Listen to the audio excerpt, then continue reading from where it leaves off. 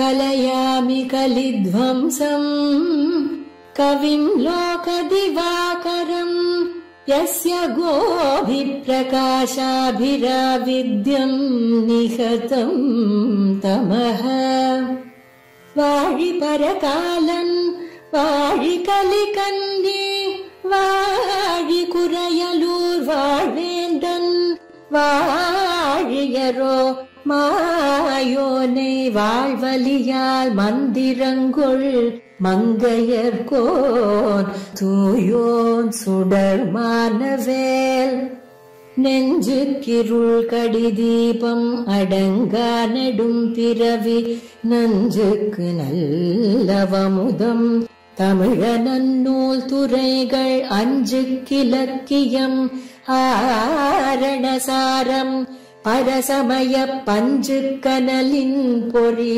பரகாலன் பனுவல்களே எங்கள் கதியே இராமானுசமுனியே சங்கை கெடுத்தாண்ட தவராசா பொங்கு புகழ் மங்கையர் கோலீந்த மறையாயிரமனைத்தும் தங்கு மனம் நீ எனக்கு தா.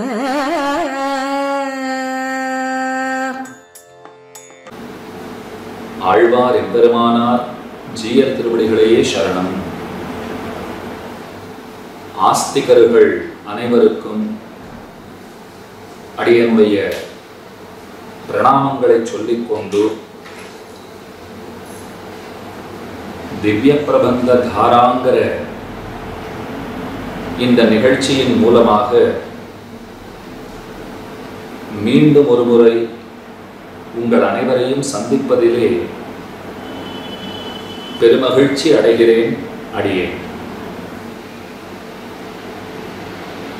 எம்ஓ பார்த்தசாரதி ஐயங்கார் அறக்கட்டளை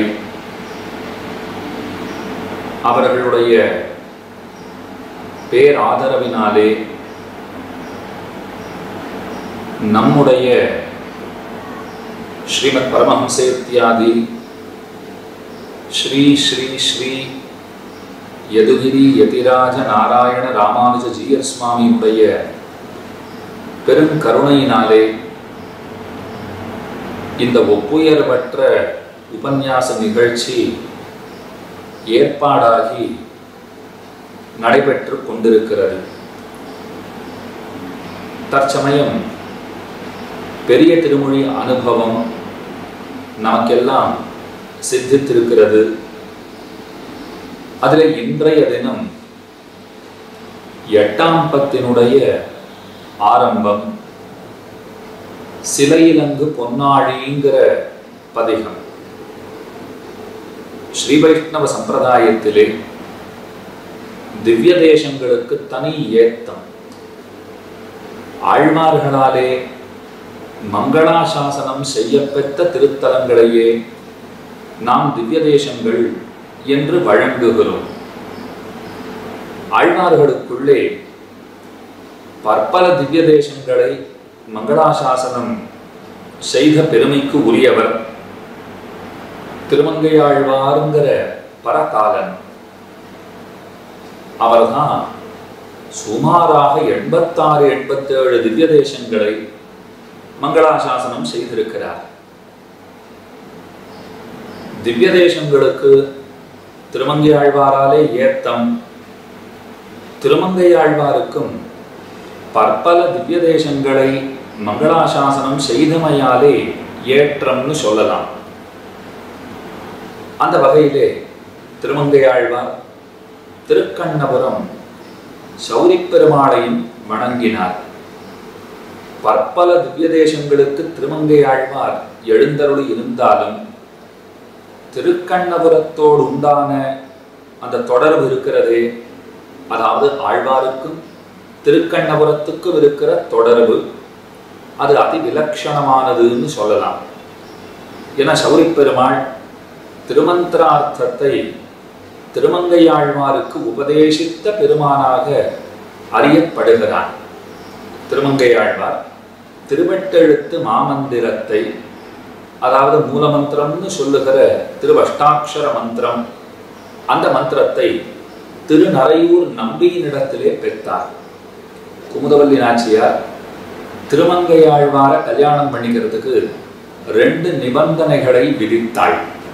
ஆழ்வாரை பார்த்து கேட்டா, என்ன கல்யாணம் பண்ணிக்கணும்னு ஆசைப்படுறீரே, உமக்கு சமாஸ்ரயணம் ஆகி இருக்கிறதா? திருமங்கையாழ்வார் கேட்டார், அது எங்க கிடைக்கிறதுன்னு சொல்லு, இதோ வாங்கிட்டு வந்துடுறேன்னார். அவர் அந்த அளவுக்குத்தான் அப்போது சம்பிரதாயத்தை அறிந்திருந்தார். ஐயோ, அது கடையிலே கிடைக்கிற பண்டம் அன்று, ஒரு ஆச்சாரியனிடத்திலே அடிபணிந்து பெற வேண்டிய ஒரு விஷயம் என்று குமுதவல்லி நாச்சியார் அறிவுறுத்தினாள். உடனே திருநறையூர் நம்பியினிடத்திலே வந்து சேர்ந்தார். அங்குரையும் ஸ்ரீனிவாசன் திருமங்கையாழ்வாருக்கு திருவிலச்சினை பிரசாதித்தருளினார். இன்றைக்கும் அங்குரையும் மூலவமூர்த்தி சங்க சக்கரங்களை சற்று முன்னே கொண்டு வந்து திருவிலச்சினை பிரசாதித்தருளுகிற திருக்கோலத்திலேயே சிவசாதிக்கிறான். பகவானுடைய திருவுள்ள என்ன தெரியுமா? திருமங்கையாழ்வாரை போல யார் வந்தாலும் அவர்களுக்கு நானே சமாஸ்ரயணம் பண்ணி வைக்க தயாரா இருக்கிறேன் அப்படின்னு சொல்றா போல எழுந்தருளி இருக்கிற எம்பெருமான். அப்ப திருநறையூர் அந்த க்ஷேத்திரத்துக்கு எழுந்தருளினார். திருநறையூர் நம்பியை திருவடி தொழுதார். அவரிடத்துல திருவிலச்சினை பெற்றார் ஆழ்வார். திருமந்திரோபதேசம்ங்கிறது அப்போதே ஆகிவிட்டது. ஏன்னா பஞ்சசம்ஸ்காரம்னு சொன்னால் அதுல மந்திர சம்ஸ்காரம் ரொம்ப முக்கியமானது. ரகசியத்திரயத்தையும் அப்போது உபதேசிப்பவர்கள், முக்கியமா திருமந்திரத்தை உபதேசிப்பவர்கள். அதை பெற்று விட்டார். மந்திரம் தெரிஞ்சுன்றோம், மந்திரத்தை தெரிஞ்சுருக்கோம்னா போருமா? மந்திரார்த்தத்தையும் தெரிஞ்சுக்கணுமே. அந்த மந்திரார்த்தத்தை, அதாவது திருவெட்டெழுத்து மாமந்திரத்தின் அரிய பெரிய பொருள்களை எல்லாம் அறிய விரும்பினார், கற்றுணர விரும்பினார் ஆழ்வார். அப்பத்தான் சௌரி பெருமாளிடத்திலே வருகிறார். சௌரி பெருமாளிடத்திலே வந்து பிரார்த்தனையை செய்கிறார். ரொம்ப சந்தோஷமாகும் பகவானுக்கு. ஏன்னா தேடி பிடித்து வலுக்கட்டாயமாக அர்ஜுனனுக்கு கீதையை உபதேசித்தது ஒரு காலம். இப்ப தானா ஒருத்தர் வந்திருக்கார், சொல்லி கொடுன்னு கேட்கிறார். இப்படி ஒருத்தர் வருவாரான்னு தானே இத்தனை காலமாக காத்திருந்தோம் அப்படிங்கிற அந்த பேருவகை அது உந்து தள்ளிட பகவான் அவருக்கு உபதேசிக்கலானான். ரொம்ப நன்னா காலக்ஷேபம் நடந்தது. திருமந்திரார்த்த காலக்ஷேபம் ஸ்ரீ வைஷ்ணவ சம்பிரதாயத்திலே முமுட்சுப்படி காலக்ஷேபம், அதை திருமந்திரார்த்த காலக்ஷேபம்னு சொல்லுகிறோம். அந்த நாள்லாம் ஒரு பெண் பிள்ளை திருமணம் செய்து கொண்டு புக்ககத்திற்கு வருகிறாள்னு சொன்னால் சமாஸ்ரயணம் ஆன பிற்பாடு திருமந்திரார்த்தம், முக்கியமா முமுட்சுப்படி மூல பாராயணம், அந்த மூலத்தை நன்னா சொல்லி கொடுத்துருவாளாம். ஏன்னா தளிகை பண்ணும்போது அதை அனுசந்தித்து கொண்டே தளிகை பண்ணணுங்கிறது நியமம். சமாஸ்ரயணம் ஆயிடுத்துன்னா உள்ளே புழங்கலாம், திருமடைப்பள்ளிக்கு வரலாம், தளிகைகள் பண்ணி பகவானுக்கு சமர்ப்பிக்கலாம் அப்படிங்கிறது கிரமம். இன்றைக்கும் பெரும்பாலும் ஸ்ரீ வைஷ்ணவர்கள் அதை கடைபிடிக்கிறார்கள்னு நம்புவோமாக. அப்படி நடக்கிறதா தான் தெரிகிறதுன்னு வச்சுப்போமே. பெரும்பாலும் நடக்கவும் செய்கிறது. ஆனா பழைய நாள் வழக்கம்னு அடியன் கேட்டதுண்டு. என்னன்னா, இல்லை மூச்சுப்படி சொல்லி கொடுப்பா, அதை சொல்லிட்டே தளிகை பண்ணாதான் அப்பதான் அந்த தளிகை அது பகவானுக்கும் சமர்ப்பிப்பதற்கு உகந்ததாக ஆகும். பாகவதர்களும் அப்பதான் ஸ்வீகரிக்கலாம். பாகவதர்கள்னா வீட்டில் இருக்கிற ஸ்ரீ வைஷ்ணவர்களே பாகவதர்கள். வெளியிலிருந்தும் அதிதிகள் வந்தால் நிச்சயமாக அவர்களுக்கும் உணவு அளிக்கத்தான் போகிறார்கள். அப்பத்தான் அவர்களுக்கு அது கொடுக்கவே முடியும். முமுட்சுப்படி தெரிஞ்சிருக்கணும். திருமந்திரார்த்த காலக்ஷேபமே ஆயிருக்குன்னு சொன்னா ரொம்ப விசேஷமாச்சே. அதனால இதெல்லாம் அந்த நாளிலே இருந்த கட்டுப்பாடுகள். இப்ப இந்த நாள்ல முமுட்சுப்படி தெரியலேங்கிறது ஆச்சரியம் இல்லை. பெரும்பான்மை மக்கள் தளிகையே பண்றதில்லை. சமைக்கிற காரியத்தையே விட்டு விட்டார்கள். ஏதோ வெளியிலிருந்து வரவழைக்கிறா, சாப்பிட்றா, அவசர யுகம், எங்கும் அங்குமாக ஓடிக்கொண்டிருக்கிறார்கள். சரியான சாப்பாடெல்லாம் சாப்பிட்றாளான்னு கேட்டா இல்லைங்கிறது தானே பதிலா இருக்கு. போகட்டும். இப்போ திருமங்கையாழ்வார் திருக்கண்ணபுரத்துக்கு போயிட்டார். சௌரி பெருமாளிடத்திலே பிரார்த்தித்தார். ரொம்ப வாஞ்சையோட ஆசையோட திருமந்திரத்தினுடைய அருமை பெருமைகளை எல்லாம் சௌரி பெருமாள் அவருக்கு எடுத்து உரைத்தார். மாசக்கணக்கில் காலக்ஷேபம் நடந்திருக்கும்னு வச்சுக்கோங்க. எல்லாம் முடிந்தது. நான் போயிட்டு வரேன்னு கிளம்பினார் ஆழ்வார். அப்ப பகவான் கேட்டார், ரொம்ப பேரார்வத்தோட வந்தீர், நாமும் ரொம்ப ஆர்வத்தோட சொல்லிக் கொடுத்தோம், ஒரு சின்ன பரீட்சை வைக்கலாமா? நாம் சொல்லிக் கொடுத்ததிலே நீர் என்ன தெரிந்து கொண்டீர்னு கேட்டாராம் பெருமாள். உடனே ஆழ்வார் சட்டன பதில் சொல்றார், இதோ யோசிச்சுட்டு சொல்றேன், கொஞ்சம் பார்த்துட்டு வந்து சொல்றேன், கொஞ்சம் புஸ்தகத்தை பார்க்கணும், நான் சரியா கேட்கல, இல்ல நான் எல்லாம் சரியாத்தான் கேட்டேன், நீர் சரியா சொல்லல, இதெல்லாம் சொல்லவே இல்லை.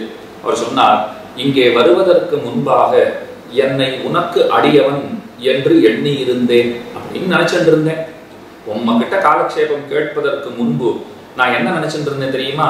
நாம் இருக்கிறோமே, நாம் பகவானுக்கு அடிமை, சௌரி பெருமாளுக்கு அடிமை அப்படின்னு நினைச்சிட்டு இருந்தேன். உம்மகிட்ட வந்தேன், காலக்ஷேபம் கேட்டேன், நான் நினைச்சிட்டு இருந்தது தப்புன்னு தெரிஞ்சுட்டேன். அப்ப இப்ப என்ன தெரிஞ்சுட்டீர்னு கேட்டார் பெருமாள். நான் உனக்கு அடிமை அல்லேன், உன் அடியவர்களுக்கு அடிமை, மத்தெல்லாம் பேசிலும் நின் திருவட்டெழுத்தும் கத்து நான். கண்ணபுரத்துறை அம்மானே, நின் திருவட்டெழுத்தும் கத்து நான், உற்றதும் உன் அடியார்க்கு அடிமைங்கிறார். உன்னுடைய அடியவர்களுக்கு நான் அடிமை அப்படின்னு சொன்னாராம். அப்ப பகவான் எப்படி இருந்திருப்பான்னால், நம்முடைய ஆச்சாரியர்கள் அழகாக காட்டுகிறார்கள். என்னடா அது, வரத்துக்கு முன்பாக கூட தன்னை நமக்கு அடியவனாக எண்ணி இருந்த ஒருவனை வந்த பிற்பாடு நாம ஏதோ வசந்த அர்த்தங்களை எல்லாம் சொல்றோம்னு நினைச்சிட்டு சொல்லிவிட்டு, இப்ப நமக்கு அடியவராக இருந்தவர் நான் உனக்கு அடியவன் இல்லைன்னு நம்மளை பார்த்தே சொல்லிட்டார். உன்னுடைய அடியவர்களுக்குத்தான் அடிமை என்று வேறு பேசுகிறார், மொத்தமா கெட்டு போச்சே அப்படின்னு பகவான் நினைச்சிருப்பாரானால் இல்லை. அல்லிக்கமல கண்ணனாக பகவான் இருந்தானாம். அதை கேட்ட உடனே அந்த சந்தோஷத்தாலே எப்பெருமானுடைய அந்த தாமரை கண்கள், அப்போதலர்ந்த தாமரை அது எப்படி விகசித்திருக்குமோ, அப்போது விகசித்திருக்கிற தாமரையை போலே பகவானுடைய திருக்கண்கள் மலர்ந்தன என்று நம்முடைய ஆச்சாரியர்கள் காட்டுகிறார்கள். அத்தனை உயர்ந்த க்ஷேத்திரம். திருமங்கையாழ்வாருக்கு ஆச்சாரிய ஸ்தானம் வகிக்கிற எம்பெருமான்னு சொன்னால், அந்த பெருமானிடத்திலே திருமங்கையாழ்வாருக்கு எத்தனை அன்பு இருக்கும். ஆச்சாரியனாயித்தே திருமந்திரார்த்த காலக்ஷேபம் பண்ணி வைத்த பெருமான், பண்ணி வைத்த ஆச்சாரியன். இந்த திவ்ய கஷேத்திரத்தை திருமங்கையாழ்வார் பலவாறாக அனுபவித்து பாடியிருக்கிறார். நம்மாழ்வார் மங்களாசாசனம் செய்திருக்கிறார், பெரியாழ்வாரும் ஆண்டாளும் மங்களாசாசனம் செய்திருக்கிறார்கள், குலசேகர பெருமாள் மங்களாசாசனம் பண்ணியிருக்கார். இப்படிப்பட்ட ஏத்தம் இருக்கிற திவ்ய கஷேத்திரம் திருக்கண்ணபுரம். கஷேத்திரத்துக்கு கிருஷ்ணாரண்ய கஷேத்திரம்னு பேரு. அந்த கிருஷ்ணாரண்ய கஷேத்திரம்னு இருக்கே, அதுல ஒரு பகுதி அதைத்தான் தண்டக வனம் அப்படின்னு சொல்லுகிறார்கள். அதுல ஒரு பகுதி இருக்கு பாருங்க, அதற்கு திருக்கண்ணபுரம் அப்படின்னு பேரு. பஞ்சகிருஷ்ண கஷேத்திரம்னு கேள்விப்பட்டிருப்பீங்க. திருக்கண்ணங்குடி, திருக்கண்ணமங்கை, திருக்கண்ணபுரம், கபிஸ்தலம்ங்கிற கஷேத்திரம், திருக்கோவலூர் நடுநாட்டு திருப்பதியில் இருக்கு பாருங்க அந்த கஷேத்திரம். இதெல்லாம் கிருஷ்ண கஷேத்திரங்கள் அப்படின்னு கொண்டாடுவார்கள். கண்ணன் கவித்தலம்னு சொல்றோம் இல்லையா? கபிஸ்தலம்னு சொன்னாலே ஆத்தங்கரை கிடக்கும் கண்ணன் அப்படின்னு, அங்கேயும் கண்ணன் தான் சேவை சாதிக்கிறான். திருக்கோவலூர் கேட்கவே வேண்டாம்.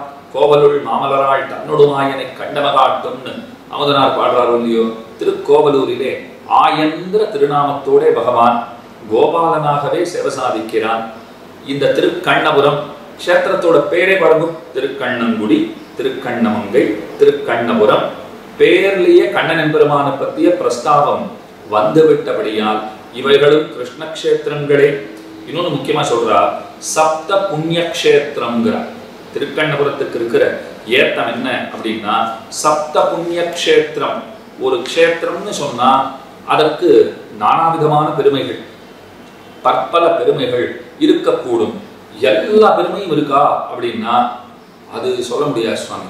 நிறைய பெருமைகள் உண்டுன்னு வேணும்னா சொல்லலாம். ஒரு க்ஷேத்திரம்னு சொன்னால் அதற்கென்று இருக்கக்கூடிய இலக்கணங்கள் யாவும் நிறைந்திருக்க பெற்ற க்ஷேத்திரங்கள்னு சொன்னால் சிலவற்றைத்தான் நம்மாலே காட்டவே முடியுங்கிறார். அது எப்படி அப்படி சொல்றீர் அப்படின்னு சொன்னால் ஒண்ணுமில்லை. இப்போ க்ஷேத்திரம், முதல்ல க்ஷேத்திரம்னா அதற்கு ஒரு பெருமை இருக்க வேண்டும். என்ன பெருமை இருக்குன்னா, கிருஷ்ணாரண்ய கஷேத்திரம்ங்கிற ஏத்தம் இருக்கிறது. அதற்கு பல பெருமைகள் புராணங்களிலே சொல்லப்பட்டுள்ளன. அப்ப க்ஷேத்திரம் பெருமை மிக்கது என்று தேறுகிறது. அடுத்தது வனம் உண்டான்னு கேட்டா தண்டகாரண்யங்கிற வனம் இருக்கிறது, அந்த பெருமையும் உண்டு. நதி உண்டான்னு சொன்னால் கங்கையில் புனிதமாய காவிரி, அது பக்கத்திலேயே தான் ஓடுகிறது, அந்த ஏற்றம் இருக்கிறது. இப்ப நதி இருக்கும், பக்கத்திலேயே சமுத்திரம் இருக்கான்னா இங்கே சமுத்திரமும் உண்டு. நதியும் பக்கத்துல இருக்கு, சமுத்திரமும் பக்கத்திலே இருக்கிறது. அதற்கு மேலே புஷ்கரணி, நித்திய புஷ்கரணிங்கிற பெரிய தீர்த்த குளம், இன்னைக்கும் சந்நிதிக்கு முன்பாகவே நீங்கள் தரிசித்துக் கொள்ளலாம். அந்த பெரிய புஷ்கரணி இருக்கிறது. விமானம் உத்பலாவதகம்ங்கிற உயர்ந்த விமானம், அந்த விமானம் இருக்கிறதே. சரண்ய முகுந்தத்துவம் உத்பலாவதகத்திலே நாயனார் ஆச்சாரிய ஹிருதயத்திலே ரொம்ப ஆச்சரியமா சாதிக்கிறார். அந்த ஊர் பெருமாளுக்கு என்ன ஏத்தம்னு சொன்னால், மரணமானால் வைகுந்தம் கொடுப்பவன் முகுந்தன் பகவானுக்கு திருநாமம் இருக்கிறது. முகுந்தன்னா என்ன அர்த்தம்னா மோட்சத்தை கொடுக்கிறவர், இகலோக ஐஸ்வர்யம் பரலோக ஐஸ்வர்யம் எல்லாவற்றையும் கொடுப்பவர். இங்கேயும் சௌக்கியமா வச்சிருப்பார், அங்கேயும் சௌக்கியமா வச்சிருப்பார். முக்கியமா மோட்சத்தை தருகிறவர்ங்கிற அந்த ஏத்தம் இருக்கிறதே. அதனாலே அங்க இருக்கிற விமானம் இருக்கிறதே ரொம்ப ஆச்சரியமான விமானம். உத்பலாவதகம்ங்கிற அந்த விமானமும் இருக்கிறது. இப்ப என்னென்ன விஷயங்கள் சொல்லியிருக்கேன்னு பாருங்க. க்ஷேத்திரம் கிருஷ்ணாரண்ய க்ஷேத்திரம், வனம் தண்டகாரண்யம், நதி இருக்கிறது காவேரி நதி, சிந்து கேட்கவே வேண்டாம் சமுத்திரம் இருக்கிறது, புறம் புஷ்கரணி ததா, புறம் ஊர் எப்படிப்பட்டதுன்னா திருக்கண்ணபுரம்ங்கிற உயர்ந்த க்ஷேத்திரம், மேலான புஷ்கரணி நித்திய புஷ்கரணி இருக்கிறது, விமானம், சப்த புண்ணியஞ்ச யத்ர தேசஸ்ஸ துர்லபஹ, இப்படி 7 வகை பொருத்தங்களும் ஒன்றாக இருக்க பெற்ற க்ஷேத்திரம்ங்கிறது இருக்கிறதே, அது ரொம்ப துர்லபம், கிடைத்தற்கு அரியது என்று காட்டுகிறார்கள். அதனாலே 108 திவ்ய தேசங்களிலே திருக்கண்ணபுரத்தை முதன்மையான க்ஷேத்திரமா சொல்லலாம். ஏன்னா இந்த 7 வகை பொருத்தங்களும் இருக்க பெற்ற க்ஷேத்திரம் அப்படிங்கிறபடியினாலே இந்த க்ஷேத்திரத்துக்கு நிகரான இன்னொரு க்ஷேத்திரத்தை நம்மாலே காட்ட போகாது. இன்னொன்னு சொல்றேன், இந்த க்ஷேத்திரம் ஸ்ரீமத் அஷ்டாட்சர மகாமந்திர சித்தி க்ஷேத்திரம் அப்படிங்கிற பெயரை பெற்றிருக்கிறது. அஷ்டாட்சர மகாமந்திர சித்தி க்ஷேத்திரம். நீங்கள் எல்லோரும் ஸ்வயம் வியக்த க்ஷேத்திரங்களை பத்தி கேள்விப்பட்டிருப்பீங்க. ஆத்யம் ரங்கமிதி புரோக்தம் விமானம் ரங்க சங்கீதம் ஸ்ரீமுஷ்ணம் வெங்கடாத்ரிஞ்ச ஷாலக்ராமஞ்ச நைமிஷம் தோயாத்ரிம் புஷ்கரம் சைவ நரநாராயணாஸ்ரமம் அஷ்டாமே மூர்த்தய சந்தி ஸ்வயம் வியக்தா மஹீதலே. இப்போ 8 க்ஷேத்திரங்களை சொன்னேன் பாருங்க. ஆத்யம் ரங்கமிதி புரோக்தம் விமானம் ரங்க சங்கீதம் ஸ்ரீரங்கம், ஸ்ரீமுஷ்ணம் வெங்கடாத்ரி திருமலை க்ஷேத்திரம், ஷாலகிராமம் முக்திநாத க்ஷேத்திரம், நைமிஷம் நைமிஷாரண்யம் நைமிஷம், ஆத்யம் ரங்கமிதி புரோக்தம் விமானம் ரங்க சங்கீதம் ஸ்ரீமுஷ்ணம் வெங்கடாத்ரிம் ச ஷாலகிராமம் ச நைமிஷம் தோயாத்ரிம் வானமாமல க்ஷேத்திரம் புஷ்கரம் சைவ நரநாராயணாஸ்ரமம், பத்ரிநாதனுடைய திவ்யாஸ்தானம் பத்ரிகாஸ்ரமம். இந்த க்ஷேத்திரங்கள் எல்லாம் ஸ்வயம் வியக்த க்ஷேத்திரங்கள், ஒருவராலே உண்டாக்கப்பட்ட க்ஷேத்திரங்கள்னு சொல்ல போகாது, தான் தோன்றியானவைங்கிற ஏத்தம் இருக்கிற க்ஷேத்திரங்கள். இன்னொன்னு சொல்லணும், இந்த க்ஷேத்திரங்களுக்கு அஷ்டபூவை குண்டம்னு பேர். வடதேசத்திலே பற்பல ஸ்ரீவைஷ்ணவர்கள் அங்கும் இருக்கிறார்கள். அந்த ஸ்ரீவைஷ்ணவர்கள் எல்லாம் இந்த அஷ்டபூ வைகுண்டம் என்று இந்த 8 க்ஷேத்திரங்களை மிகவும் கொண்டாடுவார்கள்.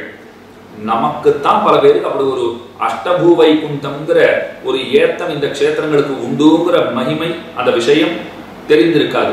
ஆனா வடதேசங்கள்ல போனா அஷ்டபூ வைகுண்டம் அப்படின்னு கணக்கு போட்டு ஒன்னொன்னா போய் சேவிச்சுட்டு வரணுங்கிற ஆசை இருக்கிறவர்கள் பல பேர் உண்டு. இது ஏன் 8 திருத்தலங்கள்? இந்த 8 திருத்தலங்களுக்கு என்ன ஏத்தம்னால் நல்லா கேட்டுக்கோங்க, அஷ்டாட்சர மகாமந்திரத்திலே 8 எழுத்துகள் உண்டு. அதனால தான் அஷ்டாட்சரம் திருவெட்டெழுத்து மாமந்திரம் அப்படின்னு சொல்றோம். 8 எழுத்துகள் இருக்கா, ஓரோரு க்ஷேத்திரத்துக்கு ஓரோரு எழுத்துன்னு கொடுத்துட்டான். ஓரோரு எழுத்து ஓரோரு க்ஷேத்திரத்தை வியாபித்திருக்கும். ஓரோரு எழுத்தை தனக்கு வசிப்பிடமாக கொண்டு பகவான் அந்த ஓரோரு க்ஷேத்திரத்திலே சாநித்தியம் கண்டருடுகிறான். இதை புரிஞ்சுக்கோங்க. இப்ப 8 க்ஷேத்திரங்கள் சொன்னேன். திருவெட்டெழுத்து மாமந்திரத்திலே 8 எழுத்துகள் உண்டு. ஒரு க்ஷேத்திரத்துக்கு ஒரு எழுத்துன்னு வச்சுக்கோங்க. அந்த எழுத்தை பகவான் வியாபித்து அந்த எழுத்தின் மூலமாக தான் அந்த திவ்ய க்ஷேத்திரத்திலே எழுந்தருளி அந்த எழுத்து ஒரு குறியீடு, பகவான் தன்னை முழுவதுமாக அந்த திவ்ய தேசங்களிலே நிரப்பிக்கொண்டு அந்த எழுத்தினுடைய பொருளாக ஒரு க்ஷேத்திரத்துல பகவான் விளங்குகிறான். இப்படி 8 க்ஷேத்திரங்களிலே எழுந்தருளி இருக்கிறான். திருக்கண்ணபுரத்துக்கு என்ன வருவது தெரியுமா? மொத்தமா சேர்ந்து பகவான் இருக்கிற இடம். ஒரு க்ஷேத்திரத்துக்கு ஒரு எழுத்துன்னு 8 க்ஷேத்திரங்களை பார்த்துட்டோமா? இப்ப 8 எழுத்தும் சேர்ந்தவனாக பெருமான் இருக்கிற இடம் எது என்று கேட்பீர்களாகில் அந்த பெருமை இந்த க்ஷேத்திரத்துக்கு தான் உண்டு, திருக்கண்ணபுரத்துக்குத்தான் உண்டு. ஸ்ரீமத் அஷ்டாட்சர மகாமந்திர சர்வாம்சாவஸ்திதா அப்படின்னு சொல்லுகிறபடியே எல்லா அக்ஷரங்களிலும் பகவான் சாநித்தியம் செய்கிறபடியினாலே இந்த க்ஷேத்திரம் இருக்கிறதே அஷ்டாட்சர சித்தி க்ஷேத்திரம் என்கிற ஏத்தத்தை பெற்றிருக்கிறது. கீழே சொன்னேன் 7 முக்கியமான விஷயங்கள் அந்த 7ம் நிறைந்திருக்க பெற்ற க்ஷேத்திரம் அப்படிங்கிறதையும் அடியேன் விண்ணப்பித்தேன். இன்னொன்னு சொல்றேன். இப்ப மந்திரங்கள்னு சொன்னா உங்களுக்கு தெரியுமா எத்தனை மந்திரங்கள் இருக்கு அப்படின்னா ஒரு கணக்கு சொல்ற. மந்திரங்கள் மொத்தம் எத்தனை? 7 கோடி மந்திரங்கள் உண்டாம். 7 கோடி மந்திரங்கள்னா 7 கோடியா அப்படின்னு வாய்ப்படக்காதீங்கோ. மகாமந்திரங்கள்னு பெயர் பெற்றவை 7 கோடி. அப்போ மகாமந்திரங்கள் அல்லாதவைனா அதற்கெல்லாம் கணக்கே கிடையாது. மந்திரங்களுக்குள்ளே மகாமந்திரங்கள் என்று பெயர் பெற்ற மந்திரங்கள் 7 கோடி மந்திரங்கள் உண்டு அப்படிங்கிறார். அந்த 7 கோடிக்கெல்லாம் ராஜாங்கிற ஸ்தானத்துல ஒரு மந்திரம் இருக்கும் இல்லையோ? அதனால தான் திருவெட்டெழுத்து மாமந்திரத்திற்கு மந்திர ராஜம்னு பேர். மந்திரங்களுக்குள்ளே அரசரை போன்ற மந்திரம், அதுதான் அஷ்டாட்சர மந்திரம்ங்கிற ஏத்தம். அந்த அஷ்டாட்சர மகாமந்திரத்தை ஜபிப்பதற்கென்று சாஸ்திரங்களிலே சில வரமுறைகள் உண்டு. அது அங்கன்யாசம், கரன்யாசம் அப்படின்னு எல்லாம் கேள்விப்பட்டிருப்பீங்க. அங்கன்யாசம்னு சொன்னா ஒரு மந்திரங்களை சொல்லி அது பீஜ மந்திரம் எல்லாம் வச்சிருப்பா. அதெல்லாம் சொல்லி நாம் அந்தந்த அங்கத்தை அந்தந்த உறுப்பை அந்த மந்திரத்தை சொல்லும் போது தொட்டுக்கொள்ள வேண்டும். கரன்யாசம் உண்டு, இதெல்லாம் சொல்லுவா. நிறைய மந்திரங்களுக்கு இதெல்லாம் வைத்திருக்கிறார்கள். சாதாரண சாஸ்திரம் என்ன சொல்றதுன்னா மந்திரங்களை நாம சொல்லும் போது அங்கன்யாச கரன்யாசங்களை விட்டுட்டு சொல்லுதல்ங்கிறது கூடாது. அப்படி சொன்னோம்னு சொன்னா நமக்கு சொல்றதுனால நல்ல பலன்கள் உண்டாகாது. நல்ல பலன்கள் உண்டாகாதுங்கிறது மட்டும் விஷயம் அன்று, தீய பலன்கள் உண்டாவதற்கு வாய்ப்புகள் உண்டுங்கிறார். அதனால ஜாகிரதையா அதெல்லாம் தெரிந்து கொள்ள வேண்டும். அந்த மந்திரங்களை எல்லாம் ருஷி சந்தோ தேவதைகள்னு சொல்றோம் இல்லையா? அந்த ருஷி யாரு, அது என்ன சந்தஸ், அந்த மந்திரத்துக்குண்டான தேவதை யாரு? அஸ்ய ஸ்ரீ விஷ்ணோஹோ சஹஸ்ரநாமஸ்ய வேதவியாசோ பகவான் ருஷி அனுஷ்டுப் சந்தா, இதெல்லாம் சொல்லிட்டு வரும் பாருங்க. அதெல்லாம் சொல்லிட்டு தான் சஹஸ்ரநாமத்தை சொல்றதுன்னு ஒரு வழக்கம் வச்சுருக்கோம் இல்லையோ? அப்போ ருஷி சந்தோ தேவதைகள். ஏன் ஒரு காயத்ரி மந்திரம் பண்றோம் அதையே ஜபிக்கிறோம்னு சொன்னால் சாவித்ரி ரிஷி விஸ்வாமித்ரஹா தேவி காயத்ரி சந்தா சவிதா தேவதா இதெல்லாம் சொல்லிட்டு தானே காயத்ரி மந்திரத்தையே ஜபிக்க ஆரம்பிக்கிறோம். அதை போல ஒரு மந்திரத்துக்கும் உண்டு. சாதாரண அங்கன்யாச கரன்யாசாதிகளை பண்ணிட்டு அதை பண்ணலைன்னாலும் குறைந்த பட்சம் ரிஷிச்சந்தோ தேவதைகளை நாம ஸ்மரித்து விட்டுத்தான் சொல்லிவிட்டுத்தான் மந்திரங்களை நாம அனுசந்தானம் பண்ணணும், ஜபிக்கணும், சொல்லணும் என்றெல்லாம் நியமங்கள் உண்டு. அஷ்டாட்சர மந்திரத்துக்கும் இதெல்லாம் உண்டு, துவயமகா மந்திரத்துக்கும் உண்டு. எல்லாத்துக்கும் இருந்தாலும் கூட நல்லா கேட்டுக்கோங்க, திருக்கண்ணபுரத்துக்கு போயிட்டோம்னு சொன்னால் நாம் அப்படியே சொல்லலாம். ரிஷிச்சந்தோ தேவதைகளை கூட நாம நினைவு கூற வேண்டிய அவசியம் இல்லை. நீங்கள் இருந்தபடியே சொல்லலாம். அப்படியே அஷ்டாட்சர மந்திரத்தை அந்த க்ஷேத்திரத்திலே நாம் நன்கு அனுசந்திக்கலாம். குறைகள் ஏதும் இல்லை அப்படின்னு கொண்டாடுகிறார்கள். அதனால ஒரு குறையும் ஏற்படாதுன்னு காட்டுகிறார்கள். அங்குறையும் பெருமாள் மூலவருக்கு நீலமேக பெருமாள்னு திருநாமம். உபய நாய்ச்சிமார்கள் சேவை சாதிக்கிறார்கள். ஸ்ரீதேவி பூமிதேவி தாயார்கள். உற்சவர் சௌரிராஜ பெருமாளாக சேவை சாதிக்கிறார். ஸ்ரீதேவி பூமிதேவி ஆண்டாள் பத்மினி தாயார் அப்படின்னு பக்கத்திலேயே தாயார்களும் சேவை சாதிக்கிறார்கள். தனிக்கோயில் நாச்சியார் கண்ணபுர நாயகிங்கிற திருநாமத்தோட சேவை சாதிக்கிறாள். விமானம் உத்பலாவதகம்னு கீழேயே சொன்னேன். நின்ன திருக்கோலத்துல பகவான் சேவை சாதிக்கிறார். கிழக்கே திருமுக மண்டலம் நித்திய புஷ்கரணி கருடனுக்கும் தண்டக மகரிஷிக்கும் பகவான் பிரத்யக்ஷம். நம்மாழ்வார் பாடியிருக்கார், கீழே விண்ணப்பித்தேன். திருமங்கை ஆழ்வார் பாடியிருக்கார், பெரியாழ்வார், ஆண்டாள், குலசேகர ஆழ்வார். இப்படி இத்தனை ஆழ்வார்களாலே முக்கியமா ஆண்டாளாலும் மங்களாசாசனம் செய்யப்பெற்ற திருத்தலமாக விளங்குகிறது. இத்தனை ஏத்தம் இருக்கிறதா?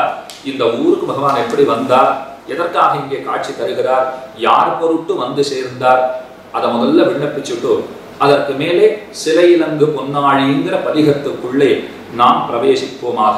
ஒரு காலத்திலே வசு மகாராஜான்னு ஒருத்தர் இருந்தார். அவர் இந்த பூலோகத்தை ஆண்டு வந்தார். அவனுக்கு ஒரு பெருமை இருந்தது. என்னன்னா, ஆகாசத்திலே சஞ்சரிக்கக்கூடிய சக்தி இருந்தது. அதனால தான் உபரிச்சர வசுன்னு அவனுக்கு பேரு. அவன் ராஜா, வசு மகாராஜா. உபரிச்சர வசு, மேலேயே எங்குமங்குமாக செல்லக்கூடிய சாமர்த்தியம் அவன் பெற்றிருந்தான். ஆகாசத்திலே சஞ்சரிக்கக்கூடிய வல்லமை அவனுக்கு இருந்தது. அவன் யுத்தம் பண்ணுவதிலே மகா சமர்த்தன், பெரிய வீரன் என்று வைத்துக் கொள்ளுங்கள். ஒரு காலத்திலே தேவலோகத்திலே அசுரர்கள் படையெடுத்து வந்தார்கள்.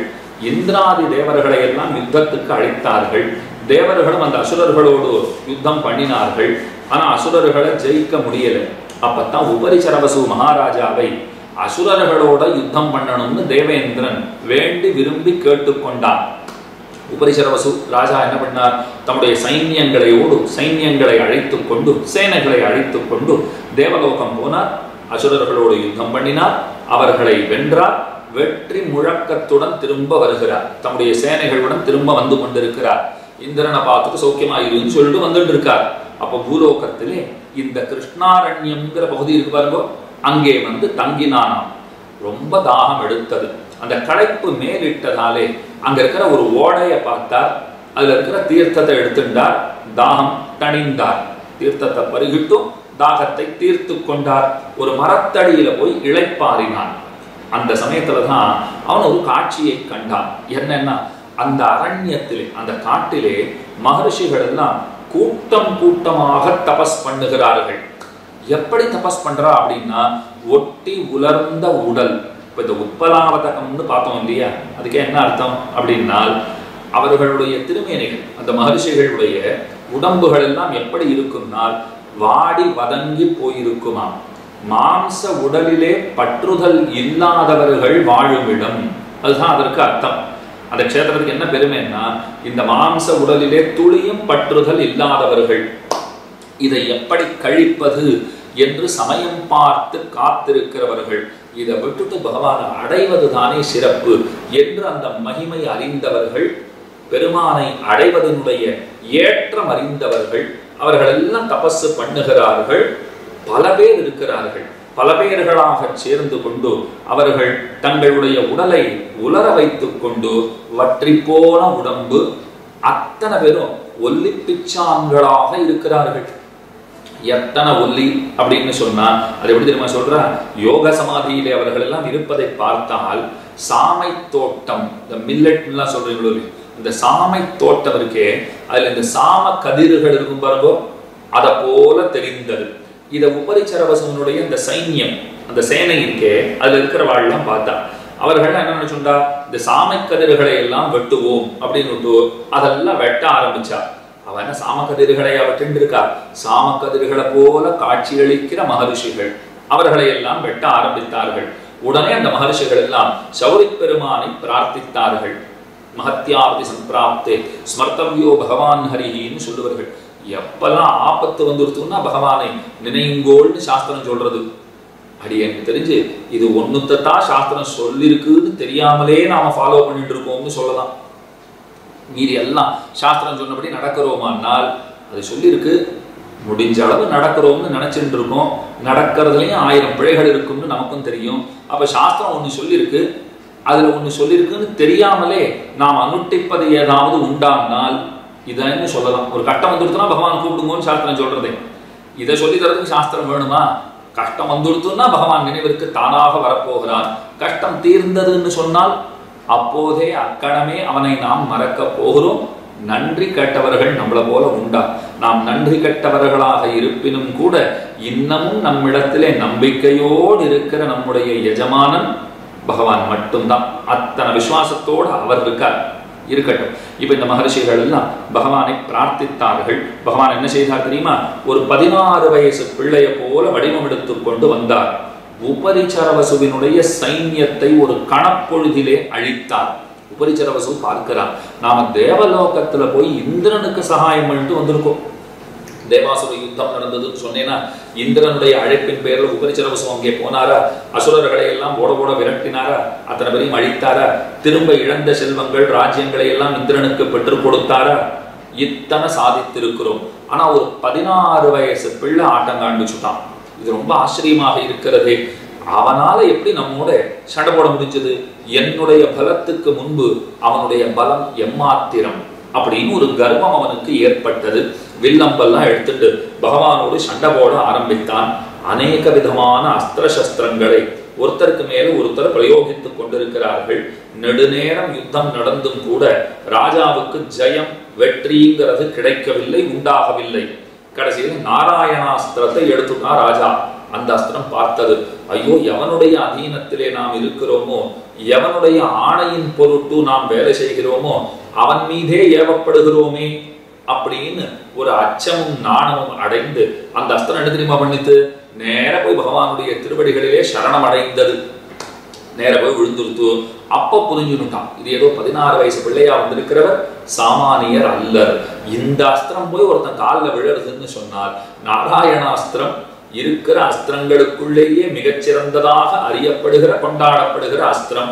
அந்த அஸ்திரம் போய் ஒருத்தர் காலில் விழறதுன்னு சொன்னால் அவர் நாராயணனாகத்தான் இருக்க அமையும் அப்படின்னு தீர்மானித்து கொண்டான். உடனே போய் பெருமான் முன்னே சென்று அவனிடத்துல கைகூப்பி நின்றான். பகவான் பார்த்தார், அவனுக்கு அனுகிரகம் பண்ணணும், ஆனா உடனடியா பண்ணிடக்கூடாது அப்படின்னு சொல்லிட்டு பெருமான் அவனுக்கு முன்பாக ஓட ஆரம்பித்தார். அவனும் பின்னாடியே வந்துட்டு இருக்கான். கடைசியிலே ராஜாவுடன் ஒரு விமானத்திலே நுழைந்து, ராஜனே, உன்னுடைய யுத்தத்துக்கு மெச்சினோம். நீ என்னமா சண்டை போட்ட தெரியுமா? உன்னோட சண்டை போடணும்னு எனக்கு ஆசை இருந்தது, அதனால் தான் இப்படி செய்தேன். என்னுடைய பக்தர்களான மகர்ஷிகளை எல்லாம் உன்னுடைய சேனையை சேர்ந்தவர்கள் அவர்கள் அழித்தார்கள். அதனால உன்னோடு யுத்தம் பண்ண வேண்டியதாக ஆகிவிட்டது. அவர்கள் எல்லாம் இந்த விமானத்தையே சேவித்துக் கொண்டு என்னையே தியானித்துக் கொண்டு இங்கேயே உறைபவர்கள், உலர்ந்த மாமிச உடலை உடையவர்களாக அவர்கள் இங்கே தபஸ் பண்ணி கொண்டிருக்கிறபடியினால்தான் உத்பலாவதகம் அப்படிங்கிற அந்த பெயர் இந்த விமானத்திற்கு ஏற்பட்டிருக்கிறது என்று இந்த கதையெல்லாம் அங்கே அரசனுக்கு எடுத்து சொல்லுகிறார். இங்கே நித்தியவாசம் பண்ணுகிறேன் நான், எனக்கு சௌதிராஜன்னு பேரு, உனக்கு என்ன வரம் வேணுமோ கேளு அப்படின்னு கேட்டார் பெருமாள். உடனே ராஜா மெய் சிலிர்த்தான். உன்னோட யுத்தம் பண்ணி அம்புகளால நான் உன்னை அடிச்சதை கூட மறந்துட்டு நீ என்னிடத்துல உனக்கு என்ன வரம் வேணும்னு கேட்கிறாய், உனக்கு எத்தனை பெரிய குணம் அப்படின்னு கொண்டாடிட்டு, சுவாமி, உமக்கு மாமனாராக ஆக வேண்டும்னு நான் ஆசைப்படுகிறேன். வேணும்னா வேடிக்கை அப்படி சொல்லலாம், என்கிட்ட நீ உதவி வாங்கினது பத்தாது, என் பெண்ணினிடத்திலேயும் உதவி வாங்க வேண்டும் என்று உபரிச்சரவசு நினைத்தான் போலும். என் பெண் பத்மினின்னு பேரு, அவளை நீ கல்யாணம் பண்ணிக்கொள்ள வேண்டும், கன்னிகாதானம் பண்ணி கொடுக்கணும்னு ஆசைப்படுறேன், ஏற்றுக்கொள்ள வேண்டும் அப்படின்னா. சரி, ஆகட்டும். முதல்ல நான் உன்னோட சண்டை போட்டேன், உன்னை அடிச்சிருக்கேன், அதை மன்னிச்சுடு, என்னுடைய பெண் பிள்ளையை திருமணம் செய்து கொள் அப்படின்னு கேட்ட உடனே ஆகட்டும்னு பகவான் அப்படியே அனுகிரகித்தார். ராஜாவிற்கு பெருமான் அஷ்டாட்சர மகாமந்திரத்தை உபதேசம் பண்ணினார். அதற்கு பிற்பாடு ராஜா தன்னுடைய நகரத்துக்கு போய் தன்னுடைய பத்னியினிடமும் தன்னுடைய பெண் பிள்ளையான பத்மினியிடமும் நடந்த விஷயங்களை எல்லாம் சொல்லிட்டு, சர்வாலங்கார பூஷிதையான பத்மினி பிராட்டி அந்த தாயாரை சீதனங்கள் என்ன, இஷ்டமித்திர பந்து வர்க்கங்கள் என்ன எல்லாரையும் அழைத்து கொண்டு திருக்கண்ணபுரத்துக்கு வந்து சேர்ந்தான். வைகாசி மாதம் ஹஸ்த நட்சத்திரத்தோடு கூடிய சுபதினத்திலே சௌரிராஜ பெருமாளுக்கு பத்மினியை கல்யாணம் செய்து கொடுத்தான். சௌரிராஜ பெருமாள் அவளை திருமணம் செய்து கொண்டு எப்போதும் விவாக திருக்கோலத்திலேயே காட்சி தந்தருடுகிறார். வைகாசி மாசம் நடக்கிற அந்த பிரம்மோற்சவத்திலே 8ஆம் திருநாள் அன்று இந்த திருக்கல்யாண மகோத்சவம் இருக்கிறதே, அது சீரும் சிறப்புமாக இன்றளவும் கொண்டாடப்படுகிறது. இத்தனை ஏற்றம் அந்த பத்மினி தாயார பகவான் எங்கனம் கரம் பிடித்தான்கிறத ரொம்ப ஆச்சரியமாக சொல்லுகிறார்கள். உபரிச்சரவசு பெருமானுக்கே அவன் மாமனாருங்கிற அந்த ஏற்றத்தை அடைந்தான்கிறது விசேஷம். அதற்கு மேலே பெருமாளுக்கு சௌரிராஜன்கிற பெயர் ஏன் ஏற்பட்டது, அதுவும் ஒரு விசேஷமான சரித்திரம். ஒரு சமயம் ரங்கபட்டர்னு ஒரு பெரியவர் அங்கே இருந்தாராம். அவர் பெருமானுக்கு திருவாராதனங்களை எல்லாம் அந்த ரங்கராஜ பட்டர் சமர்ப்பித்துக் கொண்டு வருகிறார். ராஜா ஒருத்தன் பெருமாளை சேவிக்கணும்னு வந்திருக்கான். இவர் என்ன பண்ணார், புஷ்பத்தை களைஞ்சு கொடுக்கணும், பெருமானுடைய பிரசாதமாக புஷ்பத்தை கொடுக்க வேண்டும். இவர் என்ன தப்பு பண்ணினாரோ தெரியல, ஒருவேளை தன்னுடைய மனைவியினுடைய புஷ்பத்தையே கொடுத்துட்டாரோ என்னன்னு தெரியல.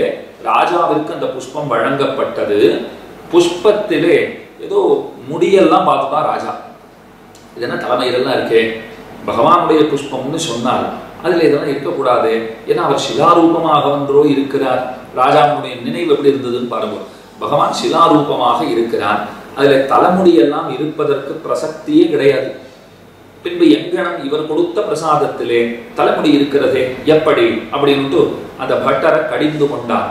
பட்டர் பார்த்தார், எப்படியா தப்பிக்கணும், ஏன்னா ராஜா தண்டனை கொடுத்துட போறாரு. இப்போ எல்லா அதிகாரமும் இருக்கிறவர் ராஜா, என்ன சொல்றதுன்னு அவர் பார்த்தார். என்ன சுவாமி இப்படி சொல்லிட்டு, பகவானுக்கே நல்லா கேசாபாசங்கள் எல்லாம் நன்னா உண்டே, என்ன இப்படி சொல்லிட்டு, கேசவன் அவருக்கு பேரே இருக்கிறதே. கேசவன் அப்படின்னா நல்லா அடர்த்தியான குழற்கற்றை, திருக்குழற்கற்றையை உடையவன் அப்படின்னு தானே அர்த்தம் தான் சொல்றான். அவருக்கே கேசம் உண்டு சுவாமி. அதனால மாலையை களைஞ்ச போது கூடவே அந்த ஒரு முடிவு வந்துடுத்து போல் இருக்கு அப்படின்னு உடனே ராஜாவிற்கு அன்றைய தினம் என்ன அவசர அதுவல் இருந்ததோ தெரியல. அவன் தெரியுமா சொல்லிட்டு போயிட்டான், நாளை திரும்ப வருவேன், பெருமானுக்கு கேசம் உண்டு என்று நீர் நிரூபிப்பீராகில் நீர் பிழைத்தீர், அப்படி இல்லைன்னா கடுமையான தண்டனை உண்டு அப்படின்னு சொல்லிட்டு போயிட்டான். இவர் பகவானிடத்திலே போய் கைகூப்பி இறைஞ்சினார், மன்றாடினார். பகவான் சொன்னான், கவலைப்படாதீங்க, நான் பார்த்து கொள்ளுகிறேன், நம்மிடத்திலே சொல்லிவிட்டீர் இல்லையோ, ஒன்றும் குறையில்லை அப்படின்னு சொல்லிட்டான். அடுத்த நாள் ராஜா வந்து சேர்ந்தான். இவர் என்ன தெரியுமா பண்ணார், பெருமானுடைய ஒரு ஒற்றை முடியை இழுக்கிறா போல பக்கத்துல போயிட்டு கொஞ்சம் பெருமானுடைய திருமுடியை இழுத்து கொண்டு வரேங்கிற போல இழுத்திருக்கார் பாருங்க. நிஜமாகவே அவ்விடத்திலே இருந்து ஒற்றை முடி இவராலே எடுக்கப்பட்டது, களையப்பட்டது. அதனுடைய அந்த வேர்கால் போல இருக்கும் பாருங்க, அதிலே உதிரமும் இருந்தது, ரத்தமும் இருந்தது. பகவானுடைய ரத்தத்தோடு சேர்ந்து அந்த பெருமானுடைய திருக்குழற்கற்றையில் இருந்து ஒற்றை முடி இந்த பட்டர் சுவாமியினாலே எடுக்கப்பட்டு அது அரசனுக்கு காட்டப்பட்டது. ராஜா பயந்து போட்டான், இது என்ன அநியாயம், பெருமானத்தில் அபச்சாரப்பட்டேனோன்னு நினைச்சா பாருங்க. கண்கள் குருடாயின, கண்ணு கொழுத்து. உடனே பட்டரிடத்திலே தான் செய்த அபராதத்திற்காக அவன் பிரார்த்தனை செய்தான், க்ஷமை வேண்டினான். அர்ச்சகர் போய் பகவானிடத்துல பிரார்த்திக்கிறார். திரும்பவும் ராஜாவுக்கு கண்களை கொடுத்து அஷ்டாட்சர மகாமந்திரத்தை பகவான் அவனுக்கும் உபதேசிக்கிறார். இது ஏத்தம். இது நடந்ததும் அந்த க்ஷேத்திரத்துலதான். இதற்கெல்லாம் மேலே ஒரு முத்தாய்ப்பான பெருமைன்னு சொல்ல வேண்டும்னால் கீழை வீடுன்னு அழைக்கப்படுகிற பெருமை. விபீஷணன் ஸ்ரீரங்கநாதனை பெற்றுக்கொண்டு திருவரங்கம் வந்து சேர்ந்தான். அவன் எங்க திருவரங்கம் வந்தான், அவன் லங்கைக்கு போகணும்னு தான் திட்டமிட்டிருந்தான். அவனுடைய பயணம் அது எங்கனம் வடிவமைக்கப்பட்டிருந்தது, திட்டமிடப்பட்டிருந்ததுனால் பயண திட்டம்னு சொல்றாளோ இல்லையோ, அந்த பயண திட்டம் அது எப்படி தீர்மானிக்கப்பட்டிருந்தது, லங்கைக்கு நேராக போக வேண்டியது. இந்த ஸ்ரீரங்க விமானத்துடனும் கூட, பிரணவாகார விமானத்துடனும் கூட ஸ்ரீரங்கநாதனை லங்கையிலே ஆராதிப்பது. அப்ப ஜெகநாதன் பேரு பெருமாள். முதல்ல ஜெகநாதன் பேரு, திருவரங்கத்திற்கு அனந்த பீட்டம் சேஷபீட்டம்னு பேரு. ஸ்ரீரங்கம்ங்கிறது அவர் இங்க ஜெகநாதன் இங்க வந்த பிற்பாடுதான். அவ திருவரங்கநாதனுக்கு அயோத்தியிலிருந்து புறப்படுற வரைக்கும் என்ன பேர் தெரியுமா, ஜெகநாதன் பேரு. திருவரங்கத்திற்கு அந்த ஜெகநாதன் வர வரைக்கும் என்ன பேரு, சேஷபீட்டம் அனந்த பீட்டம்னு பேரு. ஜெகநாதன் வந்தார், அவர் ஸ்ரீரங்கநாதனானார், க்ஷேத்திரம் ஸ்ரீரங்கம் ஆயிற்று. ஸ்ரீரங்கத்துக்கு வந்துட்டார் இல்லையோ, கிடை அழகன் அண்ணா சேவிச்சுட்டான் விபீஷணன். என்னமா படுத்துட்டு இருக்கார், என்னமா படுத்துட்டு இருக்கார். கிடந்ததோர் கிடக்கை கண்டும்னு தொண்டரடிப்புடி ஆழ்வார் பாடுறார். வீத்திருந்த திருக்கோலத்திலே எம்பெருமானுடைய இருப்பை அனுபவித்திருந்தாலும், நின்ன திருக்கோலத்திலே அவனுடைய வடிவழகை நாம் கண்ணார கண்டிருந்தாலும், அதற்கு மேலே நடந்த திருக்கோலம் ஒரு திருவிக்கிரமனா பகவானை சேவிச்சிருந்தாலும் கூட, நீங்கள் வீத்திருக்கிற நிலையிலே சேவித்ததை காட்டிலும், நின்ன நிலையிலே இருப்பதை காட்டிலும், நடந்த நிலையில் இருப்பதை காட்டிலும் நம்முடைய உள்ளங்களை கொள்கிற வைபவம் எந்த நிலைக்கு உண்டு, எந்த நிலைமைக்கு உண்டுனால் கிடந்ததோர் கிடக்கை, படுத்திருக்கிற நிலையிலே என்ன அழகு என்ன அழகுன்னு நாம் அத்தனை பேரும் ஆச்சரியப்பட்டு மயங்கி போகும்படியாய்த்தானே அந்த வைபவம் இருக்கிறது. கண்டவர்கள் அத்தனை பேரும் விஸ்மிதராய் போவர்கள்ங்கிற போலே அப்படி கிடக்கிறான் பெருமான். அந்த கிடையழகன் சேவிச்சவன் நடையழக சேவிக்கணும்னு ஆசைப்பட்டான். பகவான் சொன்னார், அதெல்லாம் எல்லாம் ஒரே இடத்துல கிடைச்சுடாது. இங்க கிடையழக பார்த்துட்டோ இல்லையோ, நம்முடைய கீழை வீட்டிற்கு போ, அங்கே நடையழகை நீ நன்றாக கண்டு கிடைக்கலாம்னு சொல்ல, உடனே விபீஷணன் திருக்கண்ணபுரம் நோக்கி நடந்தான். ஒரு அமாவாசை தினத்தன்று அங்கே வந்து சேர்ந்தான். எம்பெருமானுடைய நடையழகை பிரார்த்தித்தான். இப்போதும் அமாவாசை அன்றைய தினம் பகல் வேளையிலே பெருமான் நடையழகை விபீஷணனுக்கு காட்டி அருளுகிறார். விபீஷணன் கைகூப்பி அப்படி அங்கே இருந்து கொண்டு அதை சேவித்துக் கொண்டிருக்கிறார். அவரோட சேர்ந்து நமக்கும் கிடைச்சு விடுறது. அடியேனுக்கு தெரிந்து விபீஷணன் நமக்கு ஒத்தாசை பண்ணா போல யாரும் பண்ணல. அவர் ஸ்ரீரங்கநாதனை எழுந்துருள பண்ணி கொண்டு லங்கைக்கு போகணும்னு நினைச்சார். நமக்காகவே ஸ்ரீரங்கத்துல வச்சுட்டார். அங்கேயே அந்த விமானத்தை வச்சுட்டார். அவர் வச்சாருங்கிறத விட பெருமான் தங்கிவிட்டான்னு சொல்லுவதுதான் சால பொருத்தமானது. அங்கேயே இருந்துட்டார் பெருமாள். அதைத்தான் பராசரப்பட்டுன்னு சொல்றார். விபீஷணனாவது பெருமானுக்கு ரொம்ப வேண்டப்பட்டவர், ஆசையோட வாங்கிட்டு போனார். நாம யாரும் இங்க வந்து இந்த சேஷ பீட்டத்திலே அனந்த பீட்டத்திலே சந்திர புஷ்கரணி கரையிலே தங்குன்னு கூட பகவானை பார்த்து நாம யாரும் சொல்லலை. ஆனா அவரா உங்களெல்லாம் பார்க்க வந்திருக்கேன்னு சொல்லிட்டு நம்மளை பார்த்துட்டு நம்மளை பார்க்கறதுக்காக அங்க வந்து தங்கியிருக்காரு இல்லையோ. அப்போ விபீஷணனால்தான் நமக்கு கிடையழகு கிடைத்தது. அதே விபீஷணனால்தான் நமக்கு திருக்கண்ணபுரத்திலே நடையழகும் கிடைத்து கொண்டிருக்கிறது. விபீஷணனுக்கு பல்லாண்டு, விபீஷணன் வாழ்க அப்படின்னு தான் சொல்லணும். அவருக்கு ஒரு பல்லாண்டு நிச்சயமாக பாட வேண்டும். அதனால பாருங்க, அந்த நடையழக காட்டினார். இப்போதும் அமாவாசையை அன்றைய தினம் ரொம்ப ஆச்சரியமான அந்த நடையழகு விபீஷணனோடு சேர்ந்து நமக்கும் கிடைக்கிறது. இது அந்த க்ஷேத்திரத்துக்கு கீழே வீட்டிற்கு இருக்கிற ரொம்ப ஆச்சரியமான ஏத்தம். கீழே வீடுன்னா அந்த சந்நிதி கொஞ்சம் தாழ்வான பகுதியில் இருக்கும் போல் இருக்குன்னு நினைச்சுக்காதீங்க. கிழக்கு பக்கம்னு வச்சுக்கோங்க. கிழக்கு பக்கத்திலே திருவரங்கத்திற்கு கிழக்கிலே இருக்கிற க்ஷேத்திரமாய் இருக்கிறபடினாலே அதற்கு கீழே வீடு என்று ரொம்ப ஆச்சரியமான திருநாமம் சாற்றி இருக்கிறார்கள். பகவான் பிரயோக சக்கரத்தோடு அங்க சேவை சாதிக்கிறார். விகடாட்சங்கிற ஒரு அசுரன் கிருஷ்ணாரண்யத்திலே தபஸ் பண்ணுகிற மகர்ஷிகளை எல்லாம் இடைவீடின்றி துன்புறுத்தி கொண்டிருந்தான். அவனுடைய உபதிரவம் தாங்கலே, எல்லாம் பெருமாளை பிரார்த்தித்தார்கள். பெருமாள் என்ன பண்ணார்? வில்லம்புகள் எடுத்துட்டு வேடனுடைய ரூபத்தையும் தாங்கிக் கொண்டு தம்முடைய பூதகணங்கள் அத்தனை பேரையும் அவர் நாயின் உருவாகவும் அஷ்டசக்திகளை அம்புகளாக ஆக்கி கொண்டார். பெரிய திருவடி குதிரையா வந்துட்டார். பெருமானுடைய அந்த ஒப்புயர்வற்ற மாயை இருக்கிறதே, அந்த மாயையை வலையாக கொண்டார். ஸ்ருதி ஸ்மிருதி இதிகாசங்கள் எல்லாம் கட்டியம் சொல்றவாளா ஆகிட்டா. பராபரான்னு சொல்லிட்டு போவாளையோ அந்த மாதிரி கட்டியக்காரர்களாகவும் செய்து கொண்டு அந்த கொடிய அசுரனுடன் பகவான் சண்டை போட்டார். விகடாட்சன் தன்னுடைய அரக்க சேனைகளை எல்லாம் திரட்டி கொண்டு வந்தான். கடுமையான யுத்தம். எம்பெருமான் கத்திகளாலே அம்புகளாலே மொத்தத்தையும் அழிக்க ஆரம்பிச்சுட்டார். விகடாட்சன் வாயை திறந்துட்டு ஓடி வருகிறான். அப்ப மீண்டும் சில அஸ்திரங்களை பகவான் பிரயோகித்தார். ரொம்ப நேரம் ஆச்சு. யார் வெற்றி பெறுவானே தெரியாதா போன்ற ஒரு நிலைமை அங்கே நிலவி வர, அப்பத்தான் சக்கராயுதத்தை எடுத்துட்டு பகவான் விகடாட்சனை வதம் பண்ணுகிறார். உடனே மகர்ஷிகள் எல்லாம் வந்துட்டு பகவானை சேவிச்சுட்டு என்ன தெரியுமா சொல்றா? பக்தா தங்கஹரோ நாம சௌரே பவித்து மகர்ஷி அப்படிங்கிறார். பெருமானுக்கு ஒரு ஆச்சரியமான திருநாமம் பக்தா தங்கஹரர் அப்படின்னு தெரிவிச்சிருக்கா. பக்தர்களுடைய ஆதங்கத்தை, அந்த பயத்தை போக்கி கொடுக்கிறவர். எண்ணுவார் இடரை களைவோன்னு சொல்லுவார்கள். எண்ணுவார் இடரை களைவோ, அவனை நினைச்சா போதும் நம்முடைய துன்பங்களை எல்லாம் அவர் போக்கி கொடுக்கிறாருங்கிறது ஏத்தம். எப்போதும் இப்படியே இந்த சக்கரத்தை பிடித்து கொண்டபடியே நீ சிவசாதித்தருள வேணும் அப்படின்னு அந்த மகர்ஷிகள் எல்லாம் பிரார்த்தித்தார்கள். அப்படியே சிவசாதிக்கிறார் பெருமான். மேலே தேவேந்திரனுக்கு சாப விமோச்சனம் கொடுத்த க்ஷேத்திரம், அது ஒரு கதை. அதை பெருசா சொல்லிட்டு போனோம்னா இப்ப அவகாசம் இருக்காது. பக்ஷிராஜனுக்கு பிரத்யக்ஷம், இது நிச்சயம் சொல்ல வேண்டிய கதைன்னு சொல்லலாம். பக்ஷிராஜனுக்கு என்ன பிரத்யக்ஷம்? எதனாலே பிரத்யக்ஷம்னால் தேவர்களும் அசுரர்களும் இந்த பார்க்கடல் எல்லாம் கடைந்தார்களா? அவர்கள் எங்கே கடைந்தார்கள்? பகவான் தான் அதை கடையணும். விண்ணவர் அமுதுன்னு அமுதில் வரும் பெண்ணமுது அதை பெற்று கழிக்க வேண்டும்னு ஆசை கொண்டான். தேவாசுரர்களை கொண்டு அதை நடத்தி முடித்தான்னு தான் சொல்ல வேண்டும். அதற்கு பிற்பாடு அந்த அமிர்த கலசம் இருக்கு பாருங்க, அதை கருடனிடத்திலே கொடுத்து வைகுண்டத்திலே கொண்டு போய் வைக்கும்படி உத்தரவிடப்பட்டது. கருடன் அதை கொண்டு போய் வச்சுட்டு திரும்பும் போது கொஞ்சம் கர்வம் ஏற்பட்டதா. இந்த காரியத்தை என்னை விட்டா யார் செய்வா அப்படின்னு நினைத்து கொண்டு அவர் ரொம்ப ஆனந்தத்தோட கர்வத்தோடு அப்படியே பறந்து வந்துட்டு இருக்கார். திருக்கண்ணபுரத்துக்கு மேல பறந்து வரார். அப்ப இங்க இருக்கிற பூத கணங்கள் எல்லாம் இது யாரது மேலே பறந்து கொண்டு போவது? இங்கே சௌரி பெருமாள் இருக்காரே, அவர் தலைக்கு மேலே இத்தனை கர்வத்தோட அகங்காரத்துடன் பறப்பது யார் அப்படின்னு அங்க இருக்கிற பூதகணங்கள் நினைத்து கொண்டு கருடனுடைய நிழலை பற்றி இழுத்தன. அதை பிடித்து இழுத்தன. அப்படி இழுத்த உடனே இழுத்த வேகத்திலே அவர் சமுத்திரத்திலே மூழ்கி இருக்கும் ஒரு பர்வதத்திலே போய் விழுந்தார். அதற்குதான் கருட பர்வதம் அப்படின்னு பெயர் சொல்லுகிறார்கள்.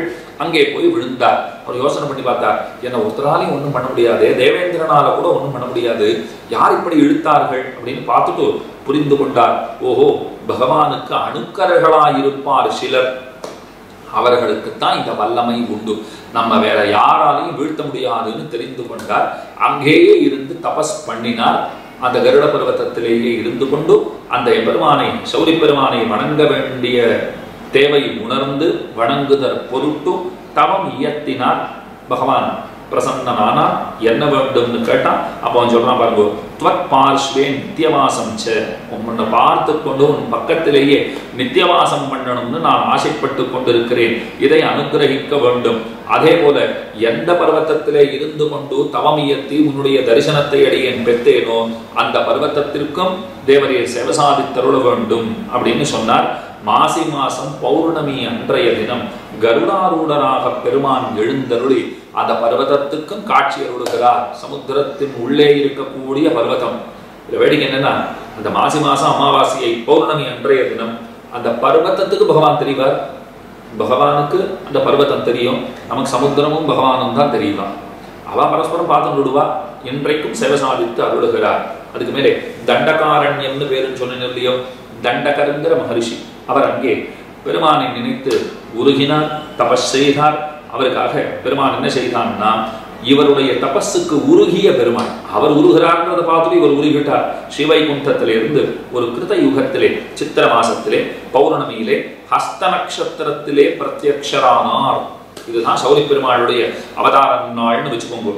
ஆகையால் மார்கழி மாசம் நடக்கும் போது இந்த அத்தியன உற்சவத்துல இந்த பரமபத வாசல்னு சில க்ஷேத்திரங்கள்ல சொல்றாரு இல்லையோ, அது அந்த க்ஷேத்திரத்துல கிடையாது. என்றைய தினம் தண்டக மகரிஷிக்கு அனுகிரகம் பண்ணுதற் பொருட்டு பகவான் வந்து சேர்ந்தாரோ அந்த நாளே சிறந்த நாள். அன்றைக்கே பரமபதத்தை விட்டுட்டு இங்கே பகவான் வந்துட்டார்னா வாசலை திறந்துண்டு பரமபதத்துக்கு நாம் என்ன போறது? பரமபதநாதன் அவர் வாசலை திறந்துண்டு திருக்கண்ணவரம் சௌரி பெருமானாக இங்கே வந்து விட்டார் அப்படிங்கிறது தான் ஏத்தம். கடைசியில அந்த க்ஷேத்திரத்தினுடைய பொங்கலை பத்தியும் சொல்லணும் இல்லையோ. முனையதரையங்கிற ஒரு பெரிய பக்திமான், மிகச்சிறந்த பக்தி உடையவர். அவர் அந்த ஊரிலே வாழ்ந்து வந்தார். விரஜாங்கிற ஒரு பெண்ணை அவர் விரும்பினார், கல்யாணம் பண்ணிட்டார், இல்லற வாழ்க்கை நடத்திட்டு இருக்கார். சௌரி பெருமாள் ரொம்ப அழகான பக்தி, ஆழமான பக்தி. அவர் பெருமாளை சேவிக்காம சாப்பிடவே மாட்டார். ஒரு சமயம் வெளியூர் போயிருந்தார். வெளியூர் போயிட்டு திரும்ப வந்தார். பெருமாளுக்கு அர்த்தஜாம ஆராதனம் எல்லாம் நடந்து கதவு திருக்காப்பு சேர்க்கப்பட்டிருந்தது. பெருமாளை சேவிக்க முடியலை. அப்போ இந்த விரஜை என்ன சொல்றா, தன்கிட்ட இருக்கிற அரிசி, பருப்பு, உப்பு, நெய் இதெல்லாம் வச்சு பொங்கல் பண்ணி தரட்டுமான்னு சொல்லிட்டு அதெல்லாம் கொண்டு பொங்கல் பண்ணி வைத்தார். இவர் தான் பெருமாளை சேவிக்காத சாப்பிட மாட்டாரே. இந்த முனையதரையர் என்ன பண்ணார், பக்தியினாலே அதை சௌரிராஜ பெருமாளுக்கு சமர்ப்பித்தார். இருந்த இடத்துல இருந்தே பகவானுக்கு சமர்ப்பித்திருக்கிறார். அந்த பக்தர் சமர்ப்பித்த பொங்கலை பகவான் திருவுள்ளம் பத்துட்டார். அவர் அமுது செய்கிறார்னு சொன்னா பெரிய மணிவோசை கேட்கணும் இல்லையோ. இவர் வீட்டில இருந்து இவர் பகவானுக்கு அமுது செய்ய பண்ணுகிறார். சௌரி பெருமாள் சந்நிதியிலே இருக்கிற பெரிய பெரிய திருமணி அது ஒலிக்க ஆரம்பித்தது. அர்ச்சகர்கள்லாம் வீட்டுக்கு போனவா பார்த்தா நாம எல்லாம் அர்த்தஜாமம் எல்லாம் முடிச்சுட்டு கதவெல்லாம் கூட்டிட்டு வந்துட்டோம், இப்ப என்ன பகவானுக்கு என்னமோ நைவேத்தியம் நடக்கிறா போல பெரிய மணிவோசை கேட்கிறதே அப்படின்னு அவர்களுக்கெல்லாம் ஆச்சரியம். உடனே கடகடன் ஓடி போய் பார்த்தா நான் கமகமன்னு பொங்கல் வாசனை, யாரோ பொங்கல் சமர்ப்பிச்சிருக்கா போல் இருக்கு அப்படின்னா பகவான் சொல்லிட்டார், நீங்க ஒன்றும் பதறாதீங்கோ பயப்படாதீங்கோ, இங்க வந்து யாரும் நமக்கு பொங்கல்லாம் கொடுக்கல. இருந்த இடத்துல ஒருத்தர் பொங்கல் கொடுத்தார், அந்த பொங்கலை இங்கிருந்தபடியே நாம் ஸ்வீகரித்தோம் அப்படின்னு ஸ்வீகரித்திருக்கிறார். அன்று தொடங்கி பெருமானுக்கு அந்த பொங்கல்ங்கிறது ரொம்ப விருப்பத்திற்கு உரிய உணவாக மாறியது. தினந்தோறும் முனையதரையன் பொங்கல் அப்படிங்கிற பெயரோடு அந்த பொங்கல் பெருமானுக்கு தலை செய்யப்பட்டு சமர்ப்பிக்கப்பட்டு வருகிறது. அந்த பொங்கலை எவ்வவர்கள் பக்தியோடு வாங்கி பெருமானுடைய பிரசாதம் என்கிற அந்த பாவனையோடு அதை ஸ்வீகரிக்கிறார்களோ அவர்களுக்கு நோய் நொடிகள் அண்டுவதில்லை. அவர்களை நோய் நொடிகள் அண்டுவதில்லை. நோய் நொடிகளாலே பீடிக்கப்பட்டிருந்தாலும் அவர்கள் அவற்றிலிருந்து முக்தி பெறுகிறார்கள், விடுதலை அடைகிறார்கள்ங்கிறது அந்த பிரசாதத்துக்கு இருக்கிற ஏத்தம். முக்கியமா ஒண்ணு சொல்றேன், பெருமானுடைய திருநெற்றியிலே ஒரு வடு இருக்கும், அதை மறவாமல் சேவித்துக் கொள்ளுங்கள். யாரோ ஒருத்தன் தீயவன், ஒரு மிளேச்சன் மொத்த சந்நிதியும் அழிச்சு விடுறேன்னு வந்தானாம். அரணமைந்த மதில் சூழ் திருக்கண்ணபுரமாயிட்டே நிறைய மதில்கள், 7 மதில்கள் இருந்தனமாம் அக்காலத்திலே. அந்த மிளேச்சன் வந்தவன் ஒரு மதிலாக அழிக்க ஆரம்பித்தான். அழித்து கொண்டு வந்து விட்டான். 6 மதில்களை அழிச்சுட்டான். பகவான் தன்னை காப்பாத்திருக்கணுமே, நம்மளை காப்பாத்தது பிரச்சனையே இல்லை, அவர் தன்னை காப்பாற்றி கொள்ள வேண்டும். அதை ஒரு அரையர் சுவாமி பெருமானிடத்திலே பகுமுகமாக பிரார்த்திக்கிறார். தேவரீர் உண்மை பார்த்து கொள்ள வேண்டும், ஏதேனும் செய்ய வேண்டும், ஏதேனும் செய்ய வேண்டும் என்று பிரார்த்திக்கிறார். பகவான் ஒன்றும் பதில் பேசுறதாவே தெரியல. அப்பதான் பார்த்தா சரி கையில தாளம் இருக்கு. வந்த கோபத்துக்கு அந்த திருக்கண்ணபுர தலையர் அவர் என்ன செய்துட்டார், கையில இருக்கிற அந்த தாளத்தை எடுத்து பெருமானுடைய திருமுகத்திலே வீசி எறிந்தார். அடிபட்டது பாருங்கோ. அப்பதான் பெருமானுக்கு பிரஜை வந்தவனை போலே, நினைவு வந்தவனை போலே நான் பார்த்துக்கிறேன்னு சொல்லிட்டு அந்த அசுரனை மாய்த்து தன்னையும் காத்து தன் அடியவர்களையும் காத்தருளினான்கிறது சரித்திரம். அரையரை பார்த்து பகவான் சொன்னானா, திருவேங்கடமலையிலே அனந்தாழ்வான் அவர் அடிச்சார் வாய்ந்தேன், அந்த அடையாளம் இன்றைக்கும் அங்கே காட்டிக்கொண்டுதான் நான் சேவை சாதிக்கிறேன். அப்போதிலிருந்தே பக்தர்கள் கையால் அடி வாங்கிறதுன்னா எனக்கு போற உகப்பு, அதனால தான் உம்ம கையாலையும் வாழ்ந்தேன் அப்படின்னு சொல்லி இருப்பான் போல் இன்றைக்கும் அந்த அடையாளத்துடன் தான் பகவான் சேவை சாதிக்கிறான்ங்கிறது சிறப்பு. சரி, இப்ப சிலை இலங்கு பொன்னாழி ரொம்ப ஆச்சரியமான பதிகம் திருமங்கை ஆழ்வார் ரொம்ப அழகா பாடியிருக்கார். தாய்ப்பாசுரமாக இதை பாடியிருக்கிறார். ஒரு பெண் பிள்ளை, பெண் பிள்ளை யாருன்னா அதுவும் ஆழ்வார் தான். தாயார் யாரு, அதுவும் ஆழ்வார் தான். தோழி யாரு, அதுவும் ஆழ்வார் தான். ஆழ்வாரா இருந்து பாடுறதும் ஆழ்வார் தான். இதை நினைவிலே கொள்ள வேண்டும். ரொம்ப அழகான பதிகம் சிலை இலங்கு பொன்னாழி 8ஆம் பத்து முதல் திருமொழி. இப்போ கீழ் திருமொழியிலே, அதாவது 7ஆம் பத்து 10ஆம் பதிகம் அந்த திருமொழி இருக்கே, அந்த கீழ் திருமொழியிலே பகவான் தன்னுடைய படிகளை எல்லாம் ஆழ்வார்க்கு விளங்க காட்டி கொடுக்க, தான் யாரு என்ன ஸ்வரூபரூப குண விபூதிகள் அடிக்கடி இதை சொல்லுவா பாருங்க. பெருமானுடைய தன்மை யாது, பெருமானுடைய வடிவம் யாது, பெருமானுடைய பண்பு நலன்கள் என்னென்ன, பெருமானுடைய செல்வம் அது எத்தன்மை அது, இதெல்லாம் பகவான் என்ன காட்டியிருக்கார். இனிய பாசுரங்களால வாயார பேசி அனுபவித்தார் ஆழ்வார். அப்ப என்ன நினைச்சிட்டார், இப்படிப்பட்டவனோடத்தான் நாம கலந்து சம்ஸ்லேஷிக்க வேண்டும் அப்படிங்கிற ஆசை அவருக்கு எழுந்தது. இப்படிப்பட்டவனோடத்தான் நாம சம்ஸ்லேஷிக்க வேண்டும். பெரும்புற கடல் போல இருக்கிற பகவான் வச்சுக்கோங்க, அவனோட நாம சம்ஸ்லேஷிக்கணும்னு ஆசைப்பட்டார். ஆசை கிளர்ந்தது. ஆனா அந்த பாஹ்ய சம்ஸ்லேஷம்ங்கிறது கிடைக்கல. மனசளவுல எப்போதும் பகவானோட தான் இருந்துட்டு இருக்கார். இப்போ நமக்கு வேண்டப்பட்டவாடையே நினைச்சுக்கோமே, எங்கோ தள்ளி இருக்கான்னா மனசார எப்பதான் நினைச்சாலும் பக்கத்துல இருந்து பார்க்கிறா போன்ற அந்த அனுபவம் மனசார நினைச்சுட்டா கிடைச்சுடுமா? எப்போ பார்க்க போறோமோ, எப்போ வருவாடோ அப்படின்னு எதிர்பார்க்கிறது இல்லையா? அந்த நிலைமையத்தான் ஆழ்வாரும் அடைந்தார். அதனாலே தளர்ந்து தம் நிலைமை மாறி பிராட்டி தசையை அடைந்து அது தன்னிலும் தன் வாயாலே பேச மாட்டாதே, தன்னால பேச முடியல, தான் படுகிற நிலைமை என்ன, தான் இருக்கிற அவஸ்தை என்ன, அதெல்லாம் தன் வாயால சொல்லணுங்கிறது முடியல. அப்ப திருத்தாயார் வாயாலே பேச வேண்டும்படியான நிலைமை அது நேர்ந்தது. அதுதான் இந்த திருமொழியிலே வெளிப்படுகிறது. பரகால நாயகி ஆகிய பெண்மகள் பலவத்தை சொல்லி வாய் வெறுவுகிறாள். என்னமோ புலம்பிண்டே இருக்கான்னு வச்சுக்கோங்க. புலம்புகிறாள்னு சொன்னா ஏதோ பொருளில்லாத வார்த்தைகளை, பொருளல்லாத வார்த்தைகளை ஏதோ பேசிக்கொண்டிருக்கிறாள்னு அர்த்தம் இல்லை. அதாவது எந்த அர்த்தம் இல்லாத பேச்செல்லாம் பேசுகிறாள், பொருள் இல்லாத பேச்சுகளை பேசுகிறாள்ங்கிறது அர்த்தம் கிடையாது. அவள் பேசுகிற வார்த்தையெல்லாம் பார்த்தால் ஏதோ பெரிய அனுபவம் அவளுக்கு சித்தித்திருக்கிறது. யாரோ ஒரு மகாபுருஷனை இவள் கண்டிருக்கிறாள் என்று தீர்மானிக்கும்படியான பேச்சு. அதைத்தான் அவள் ஆராய்ச்சி பண்ணி சொல்றா. இப்போது இவளுடைய பேச்சுக்களின் சன்னிவேஷத்தை ஆராய்ந்தால் இவள் பரத்வத்திலே ஈடுபட்டிருக்க மாட்டாள். பேசுற பேச்செல்லாம் பார்த்தா பெருமானுடைய பரத்வத்திலே ஸ்ரீவைகுண்டத்தில் இருப்பை அனுபவித்து பேசுகிறா போதே இல்லை. விபவாவதாரங்களிலும் ஈடுபட்டிருக்க மாட்டாள். அதற்கும் மேலே வியூக ரூபத்தை ஆகிலும் அந்தர்யாமித்வத்தை ஆகிலும் சிந்தித்திருக்கவே மாட்டாள். அர்ச்சாவதாரங்கள் தான். அந்த அர்ச்சாவதாரங்களிலும் வைத்துக் கொண்டு திருக்கண்ணபுரத்து எம்பெருமான் அளவில் தான் ஈடுபட்டவளாய் இருக்க வேண்டும். இல்லைன்னா இப்படிப்பட்ட வாய் வெறுவுதல்ங்கிறது உண்டாகாது அப்படின்னு நெஞ்சில் கொண்டு, இதை மனசிலே கொண்டு வினவ வந்தவர்களை நோக்கி, பெண்ணனை ஏதோ பேசிட்டே இருக்காளே, என்னாச்சுன்னு கேட்க வருவாளோ. அப்படி வருகிறவர்களை எல்லாம் பார்த்து இந்த பெண் பிள்ளையினுடைய பேச்சுக்கள் இங்கனே இருக்கையாலே, இப்படி இருக்கிறபடியினாலே இவள் கண்ணபுரத்தம்மானை கண்டவளாக இருக்க வேணும் போதே. அம்மா சொல்றா, இவ பேசுற பேச்செல்லாம் பார்த்தா எனக்கு நிச்சயமா தெரிகிறது திருக்கண்ணபுரத்து எம்பெருமானை பார்த்தவளாக இருக்க வேண்டும். பெரியவாச்சான் பிள்ளை வியாக்கியானத்துல அழகா ஒரு விஷயம் காட்டுறார். அருணன், அந்த அருணனுடைய பிள்ளை ஒருத்தர் இருந்தார், உத்தாலகர் அப்படின்னு பேரு. உத்தாலகருக்கு ஒரு பிள்ளை, அவருக்கு ஸ்வேதகேதுன்னு பேரு. சாந்தோக்கிய உபனிஷத்திலே 6வது பிரபாட்டகம் அத்தியாயம்னு வச்சுக்கோங்க. அதுல வரக்கூடிய ஒரு விஷயம். இந்த ஸ்வேதகேது கௌதம குலத்திலே பிறந்தவன், 12 வயசாச்சு. ஸ்வேதகேதுவனுடைய அப்பா உத்தாலகர் சொல்றார், நம்ம குலத்திலே வேதாத்தியனம் பண்ணாதவர்களே கிடையாது. வெறும் பேருக்கு பிராமணனாக இருந்து வைத்துக் கொண்டு பிரம்மபந்துங்கிற போல ஒருத்தனும் இருந்ததில்லை. நீ நன்னா வேதாத்தியனம் பண்ண வேண்டும் அப்படின்னு சொல்லி குருகுலவாசம் பண்ணு, பிரம்மச்சரிய அனுஷ்டானம் இதெல்லாம் சொல்லி அனுப்புறார்.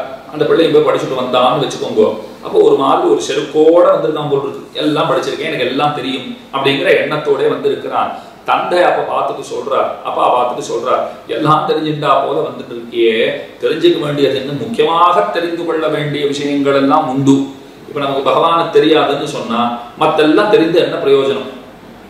உங்களுக்கு பகவானை தெரியும்னு வச்சுக்கோங்க, மத்த எதையும் தெரிந்து கொள்ளணுங்கிற அவசியமே கிடையாது. எல்லாம் உங்களுக்கு தெரியும்னு அர்த்தம். அவரை தெரிஞ்சு கொடுத்தோம்னா எல்லாம் தெரிஞ்சிருக்குன்னு அர்த்தம். அவரை தெரியலேன்னு சொன்னால் அதுதான் இப்படி சொல்லலாம். இப்போ ராமன் நம்ம பக்கத்துல நிக்கிறாருன்னா யார் கூட வேணும்னா சண்டை போடலாம். நம்ம கூட சண்டை போடுறதுக்கு எதிரில் ராமன் தான் நிக்கிறாருன்னா யாரை கூப்பிட்டு வந்தும் பிரயோஜனம் கிடையாது இல்லையோ.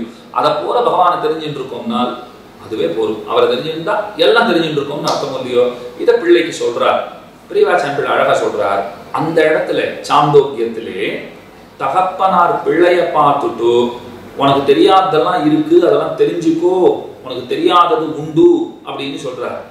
இங்கே பரகால நாயகியினுடைய தாயார் சொல்ற வார்த்தை தன் பெண்ணுக்கு என்னென்ன தெரியும்னு தானே சொல்றார். அங்க என்னென்ன தெரியாதுன்னு தகப்பனார் பிள்ளையை பார்த்து சொல்றார். இங்க தன் பெண் பிள்ளையான பரகால நாயகிக்கு என்னென்ன தெரியுங்கிறத தாயார் அழகாக சொல்லுகிறாள். இவள் கண்ணபுரத்தம்மானை கண்டாளாக வேணும் அப்படின்னால் அது எப்படி தெரிஞ்சுண்டான்னு ஒரு கேள்வி. இந்த பரகால நாயகி கண்ணபுரத்தம்மான போய் சேவிச்சுட்டு வந்தாங்கிறத எப்படி தெரிந்து கொண்டாள்? அதுக்குதான் ரொம்ப ஆச்சரியமான ஐதிஹ்யம். ராஜேந்திர சோழனிலே ஒரு பிராமணன் மகன் புத்தரோடே சம்பிரதாயம் உண்டாய் பூணூலையும் குடுமையையும் அறுத்து புகட்டான். கூரத்தாழ்வான் அங்கே நடந்த அளவிலே சிகா யஜ்ஞோபவீதங்களை தரித்து கொண்டு வந்து புகுந்தான். பிதாவானவன் கூரத்தாழ்வானை சந்தித்தாயோ என்று கேட்டான். புறம்புள்ளார், நீ இது அறிந்தபடி எங்கனே என்று கேட்க ஆழ்வான் சந்நிதியில் தமோபிபூதரும் சத்வஸ்தராவர்கள் காண் என்றான் என்று அழகான ஐதிஹ்யம். கூரத்தாழ்வானுடைய பெருமை பேசுகிற ஐதிஹ்யம். ராஜேந்திர சோழன் அப்படின்னு ஒரு ஊரு. அந்த ஊர்ல ஒரு பிராமணன், அந்த பிராமணனுக்கு ஒரு பிள்ளை. அந்த பிள்ளை நன்னா சிகா யஜ்ஞோபவீதங்களோட தான் இருந்தான். குடுமி இருக்கு, பூணூல் இருக்கு, அனுஷ்டானங்கள் எல்லாம் சரியா செய்கிற பிள்ளை தான். திடீர்னு என்ன ஆச்சுன்னு தெரியல, ஒரு நாள் பூணூலை அறுத்து புகட்டான். நன்னா தலையை மழிச்சுட்டு வந்துட்டான், மொட்டை அடிச்சுன்னு வந்துட்டான். புத்தம் சரணம் கச்சாமி, சங்கம் சரணம் கச்சாமின்னு சொல்லிட்டு போறாள் இல்லையோ, அதை போல வந்துட்டான். அந்த மாதிரி வந்ததை பார்த்த உடனே இது என்னடாச்சு, நேற்று வரைக்கும் நன்னா இருந்தானே, இப்படி ஆயிட்டானேன்னு தகப்பனாருக்கு ரொம்ப வருத்தம். கொஞ்ச நாள் போச்சு. அதே பிள்ளை திரும்ப வீட்டுக்கு வரான். வரச்சே பார்த்தா திரும்பவும் சிகை இருக்கு, ஏன்னா திருவன்காப்பு இருக்கு, யஜ்ஞோபவீதம் இருக்கு. அப்ப அப்பா பார்த்துட்டு, அப்பாடா நீ திருந்துட்டியா, நான் பயந்துட்டே இருந்தேன், தப்பான வெளியில போயிட்டியோ என்னமோன்னு எனக்கு ரொம்ப கவலையா இருந்தது, நீ திரும்பவும் சனாதன தர்மத்தை பிடிச்சுட்டு ரொம்ப சந்தோஷம்.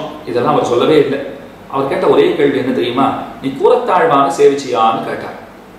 கூரத்தாழ்வான சேவிச்சியான்னு கேட்டார். இரும்போ முதல்ல அவன் நன்னா தான் இருந்தான், சிகா யஜ்ஞோபவீதங்களோடு கூடியவனா தான் இருந்தான். திடீர்னு ஒரு நாள் அதெல்லாம் துறந்தான், தலையை நல்லா மழிச்சுட்டான், நல்லா முடிய விட்டுட்டான், மொட்டை அடிச்சுட்டான். அதுக்கு மேல அவன் நெத்தியெல்லாம் ஒண்ணும் இல்லை. இப்போ பூணூலை அறுத்து புகட்டான். புத்தர்களோட சகவாசம் உண்டாச்சுது, ஒரு பௌத்த நாட்டம் தெரிஞ்சுட்டு இருக்கான். இப்ப திரும்பவும் வீட்டுக்குள்ள வரான், குடுமி இருக்கு, அதுக்கு மேல யஜ்ஞோபவீதம் இருக்கு, திருவன்காப்பு இருக்கு, எல்லாம் இருக்குன்னு வச்சுக்கோங்க. நல்ல வேளை திருந்தினாய், எப்படி திருந்தினாய், இதெல்லாம் அப்பா கேட்கவே இல்லை. அவர் கேட்ட கேள்வி, நீ கூரத்தாழ்வானை சேவித்தாயோன்னார். அது எப்படின்னா, இந்த ஐதிஹ்யத்தினுடைய சாரம் என்ன தெரியுமா, அவ்வளவுதான். கூரத்தாழ்வான சேவித்தால் தான் இத்தகைய நல்மாற்றங்கள் நமக்குள் விளையுங்கிறது அர்த்தம். உங்ககிட்ட கூட பிரார்த்தனை, எப்ப நேரம் கிடைக்கிறதோ கூரத்துக்கு போய் அவசியமாக கூரத்தாழ்வானை தரிசியுங்கள். ஏன்னா பல ஸ்ரீவைஷ்ணவர்கள் ஸ்ரீபெரும்புதூர் போடுவா, எம்பெருமானார சேவிச்சுட்டு வந்துடுவா. வேண்டாம் சொல்லலை. ஜெகதாச்சாரியர் நமக்கெல்லாம் அன்னையாய் அத்தனாய் எல்லாமுமாக இருக்கிறவர் எம்பெருமானார், அதுல ஒன்றும் சந்தேகமே இல்லை. அவர் அவசியம் சேவிக்கத்தான் வேண்டும். ஆனா நாம போய் அவரை சேவிச்சோம்னு சொன்னால் அவருக்கு ஒரு உகப்பு ஏற்படணும் இல்லையோ, இவன் நம்மளை பார்த்தான்னு அவருக்கு தோணணும் இல்லையோ. அது எப்ப தோன்றும்னால் நீங்கள் சென்று கூரத்தாழ்வானை தரிசித்தால் தான் உண்டாகும். அதனால கூரத்தாழ்வானை போய் அவசியமாக சேவிக்க வேண்டும். எப்பேற்பட்ட ஆச்சாரியர் கூரத்தாழ்வானுக்கு சமமான ஒரு ஆச்சாரியர் நம்முடைய சம்பிரதாயத்திலே உண்டான கேள்வி கேட்டால் இதுக்கு பதில் அடியன் சொல்லணுங்கிறது இல்லை, எல்லா ஆச்சாரியர்களும் சேர்ந்து சொல்லிடுவா அவரை போல நாங்கள்லாம் இல்லைன்னு விடுவோம். அவ்வளவுதான் பதிலாக சொல்ல முடியும். கூரத்தாழ்வானுக்கு அத்தனை ஏத்தம். அதைத்தான் இந்த இடத்துல சொல்றார். ஆழ்வான் சந்நிதியில் தமோபிபூதரும் சத்வஸ்தராவர்கள் காண் என்னான். அப்பா சொன்னான், ஆழ்வானை சேவிச்சிருந்தா தான் இந்த மாற்றங்கள் எல்லாம் சாத்தியம். இல்லைன்னா பூணூலையும் சிகையையும் அறுத்து புகட்ட ஒருவன் திரும்ப அந்த ஸ்ரீ வைஷ்ணவ சின்னங்களோட திருமண்காப்போட ஒருத்தன் வருகிறான்னு சொன்னால் இது ஆழ்வானை சேவித்தால் மட்டும்தான். ஆழ்வான் உபதேசித்தால்னு கூட சொல்லலை, உபதேசிக்கணுங்கிற அவசியம் கூட கிடையாது. அவருடைய அந்த கருணை பார்வைக்கு இருக்கிற ஏத்தம்.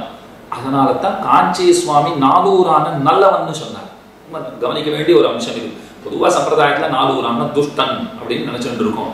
அவர் தான் மாட்டி விட்டுட்டார். காஞ்சி சுவாமி ரொம்ப அழகாக விமர்சனம் பண்ணிருக்கார். காஞ்சி மகாவித்மா பிரதிபாத பயங்கரம் கீர்த்தி மூர்த்தி ஜெகதாச்சாரிய சிம்ஹாசனாதிபதி மகாவித்வான் அண்ணங்கராச்சாரிய சுவாமி ரொம்ப அழகான அர்த்தத்தை காட்டுறார். அவர் சொல்றார், நாலூரான் ரொம்ப நல்லவன். எப்படி சுவாமி நல்லவன்? எப்பெருமானார மாட்டி விட்டுட்டானேன்னா மாட்டி விடுறது அவன் நோக்கமே கிடையாது. அவன் என்ன நினைச்சிருந்தான், ராமானுஜர் வந்தார்னா ஒரு வேளை ராஜா திருந்துவானோன்னு நினைச்சான். அவனை கெட்டவன்னு சொல்லலாம். நாலூரான் ஏன் சொல்லலாம் தெரியுமா? நீங்கள் என்னதான் நல்லது செய்யவே போனாலும் அதனுடைய ரிசல்ட் என்னன்னு தானே உலகம் பார்க்கும். ரிசல்ட் தப்பா போச்சு, அதனால அவர் கெட்டவர். இருக்கலாம் சுவாமி, நல்லது பண்றவரா இருந்திருக்கலாம், இல்லைன்னு சொல்லலை. ராஜா கிட்டையே இருக்கிறவர் ராஜா எப்படின்னு அவர் தெரிஞ்சுட்டு இருக்க வேண்டாமா? தெரிஞ்சுக்கலையே, அப்ப தப்பு பண்ணிவிட்டார். அதனால தப்பு பண்ணவர் தீயவர் அப்படி வேணும்னா சொல்லலாம். மற்றபடி அவனுடைய எண்ணம் உயர்ந்ததுங்கிறத சுவாமி ரொம்ப அழகாக அதை முதலித்து அருளுகிறார். அது ஏன் அப்படி அவனை சிரமப்பட்டு நாலூரான நல்லவனா காட்டணுமான்னா, முன்ன பின்ன ஆழ்வான தெரியவே தெரியாது. ஆழ்வானுடைய தரிசனத்தாலேயே ஒருவன் திருந்துகிறான்னு சொன்னால் ஆழ்வானுக்கு சீடரா இருக்கிற ஒருத்தர் பிழை செய்ய வழி உண்டோ? அப்படி பாருங்க. அப்படி பார்த்தீர்களானால் அந்த கண்ணோட்டத்திலே நாலூரானை அணுகினோம்னு சொன்னால் நாலூரான் ஒரு பிழை செய்பவராக நமக்கு தெரிய மாட்டார். அதனால இந்த ஐதிஹ்யத்தை இந்த இடத்துல சொல்றார். அப்ப கூரத்தாழ்வானை பார்த்தா ஒருத்தன் திருந்துகிறான். ஒருத்தனுடைய நிலைமையை பார்க்கும் போது நல்ல வழிக்கு ஒருத்தன் வந்துட்டான்னா கூரத்தாழ்வானை சேவித்திருந்தால் தான் இது சாத்தியம் அப்படின்னு தகப்பனார் சொன்னார் இல்லையோ? அதை போல பரகால நாயகி இங்கே வாய் வருவி கொண்டிருக்கிறாளே, அவள் வாய் வருவும் போது அவள் சொல்லுகிற வார்த்தைகளை எல்லாம் கேட்கும் போது தாயாருக்கு என்ன தோன்றுகிறதுனால் திருக்கண்ணபுரத்தம்மானை கண்டாள்களோ அப்படின்னு சொல்லுகிறாள். அவ முதற்பாசுரம் சிலையிலங்கு பொன்னாழி தின்படை தண்டொன் சங்கம் என்கின்னாளால் மலையிலங்கு தோல் நான்கே மத்தவனுக்கு எத்தே காண் என்கின்னாளால் முலையிலங்கு பூம்பயலை முன்போட வன்போடி இருக்கின்னாளால் கலையிலங்கு மொழியாளர் கண்ணபுரத்தம்மானை கண்டாள் கொலோ. சுருக்கமா அர்த்தங்களை விண்ணப்பம் பண்ணிட்டு போறேன். சிலையிலங்கு பொன்னாழி பகவான் சார்ங்கவிற்சேவகன். அதற்கு மேலே கையிலே அனைவராலும் விரும்பத்தக்கதான திருவாழி, அதையும் பெருமான் ஏந்தி இருக்கிறான். பொன்னாழி கையான், கையிலே திருவாழியும் இருக்கிறது. சார்ங்கவில் உண்டு. வலிமை பொருந்திய வாட்படை, பெருமானுடைய வாட்படை இருக்கிறதே அதென்ன, கையில் பிடித்திருக்கிற கதை என்ன, அழகிய சங்கென்ன, இதே சொல்லிட்டு இருக்கா. சார்கவில் இருக்கு, கையில பொன்னாழி இருக்கிறது, வாட்படை இருக்கிறது, கதை இருக்கிறது, அழகிய சங்கம் இருக்கிறது அப்படின்னு சொல்லிட்டே இருக்கா. அதற்கு மேலே வருங்க, இன்னமும் அந்த பெருமானுக்கு மலை போலே விளங்குகின்ற 4 திருத்தோள்கள். பாகுச்சாயாம் அவஷ்டப்தா யஸ்யலோகோ மகாத்மனா காண்டகுதோளங்கள்னு காஞ்சி தேவப்பெருமாள் கொண்டாடப்படுறார் இல்லையோ? சுந்தரபாகுன்னு சுந்தரத்தோளுடையான் கொண்டாடப்படுகிறான். அதை போல என்ன அழகான 4 தோள்கள், மலை போலே விளங்குகிற 4 தோள்கள். அது என்னமா இருக்கு பாத்தியா, எத்தனை அழகா இருக்கு பாத்தியா அப்படின்னு சொல்றார். முலையில் விளங்குகின்ற அழகிய பசலை நிறமானது. இந்த பசலை நிறம்ங்கிறது கூடியிருக்க பெற்றவர்கள், தலைவனும் தலைவியும் கூடியிருக்கிறார்கள்னு சொன்னால் கணப்போது அவர்களிடையே பிரிவு ஏற்பட்டாலும் கூட அந்த பசலை நோய்ங்கிறது உண்டாகுமா? அவ்வளவில் அள்ளிக்கொள்வத்தே பசப்பு. குறளாசிரியர் சொல்றார் இல்லையோ? குறளாசிரியர் இப்போ ஆழ்வார் பாடினார், நம்ம ஆழ்வார் என் நீர்மை கண்டிறங்கி இதுதகாதென்னாதன்னு பாடியிருக்கார். அந்த இடத்துல சொல்லக்கூடிய விஷயம் பராசர பட்டர் ரொம்ப ஆச்சரியமா சாதிக்கிறார். குறளாசிரியர் சொல்லியிருக்காரேன்னு கேட்கிறார். பசப்பு பசல நோய் அப்படின்னா என்னன்னா, சேர்ந்திருக்கிறவர்கள் பிரியும் போது அந்த தலைவியினுடைய உடலிலே ஒரு மாறுபாடுங்கிறது வரும். அது ஒரு மாற்றத்தை அடையும். இந்த மாற்றத்துக்கு என்ன காரணம்னா பசல நோய், தலைவனை விட்டு பிரிஞ்சிருக்கிறதுனால இந்த நிலைமையை அவள் அடைந்து விட்டாள் அப்படிங்கிறது அங்கே சொல்ல வருகிற விஷயம். அந்த பசலை நோய் பார்த்து பழகியவர்களுக்கு உண்டாவது அப்படின்னு கேள்விப்பட்டிருப்போம். இந்த இடத்துல எப்படி இருக்குன்னா ரொம்ப அழகா சொல்றா, பார்த்து பழகியவர்களுக்கு நாயகனை பிரிந்த வருத்தத்தினால் முளைத்தடத்திலே தோன்றும் நிறவேறுபாடு, அதைத்தான் பசலைன்னு சொல்றா, பயலைன்னு சொல்றா. அது தேமல் போல ஒரு மாற்றத்தை உண்டு பண்ணணும். உடம்புல தேம்பல்ன்றாலும் அது எப்படி இருக்குமோ அதை போல ஒரு நிலைமையை அது உண்டு பண்ணுமா. இதுக்குதான் மேல சொல்றார், முதலிலே நாயகனிடத்து அன்பு உண்டாகி அதனாலே கலவி நேர்ந்து, அந்த கலவி நேர்ந்த பிற்பாடு பிரிவு வந்தே தீருமாதலால் அப்பிரிவினாலே பயலை உண்டாகும். இதுதான் அதனுடைய கிரமம். முதல்ல நாயகனை பார்க்கணும், அவனை பிடிக்கணும், அவனோட ஒரு நெருக்கம் உண்டாகணும், அவனோட கலவிங்கிறது உண்டாக வேண்டும், அதுக்கப்புறம் பிரிவுங்கிறது உண்டாகும், அதுக்கப்புறம் தான் பயலைங்கிறதே வரும். ஆனா இங்க வேடிக்கை எப்படி இருக்குன்னால், இங்க எப்படி இருக்கிறது அப்படின்னால் பயலை முன்பு ஓடவும் பிறகு அன்பு ஓடவும் பெற்றதாக இங்கே சொல்லப்படுகின்றது.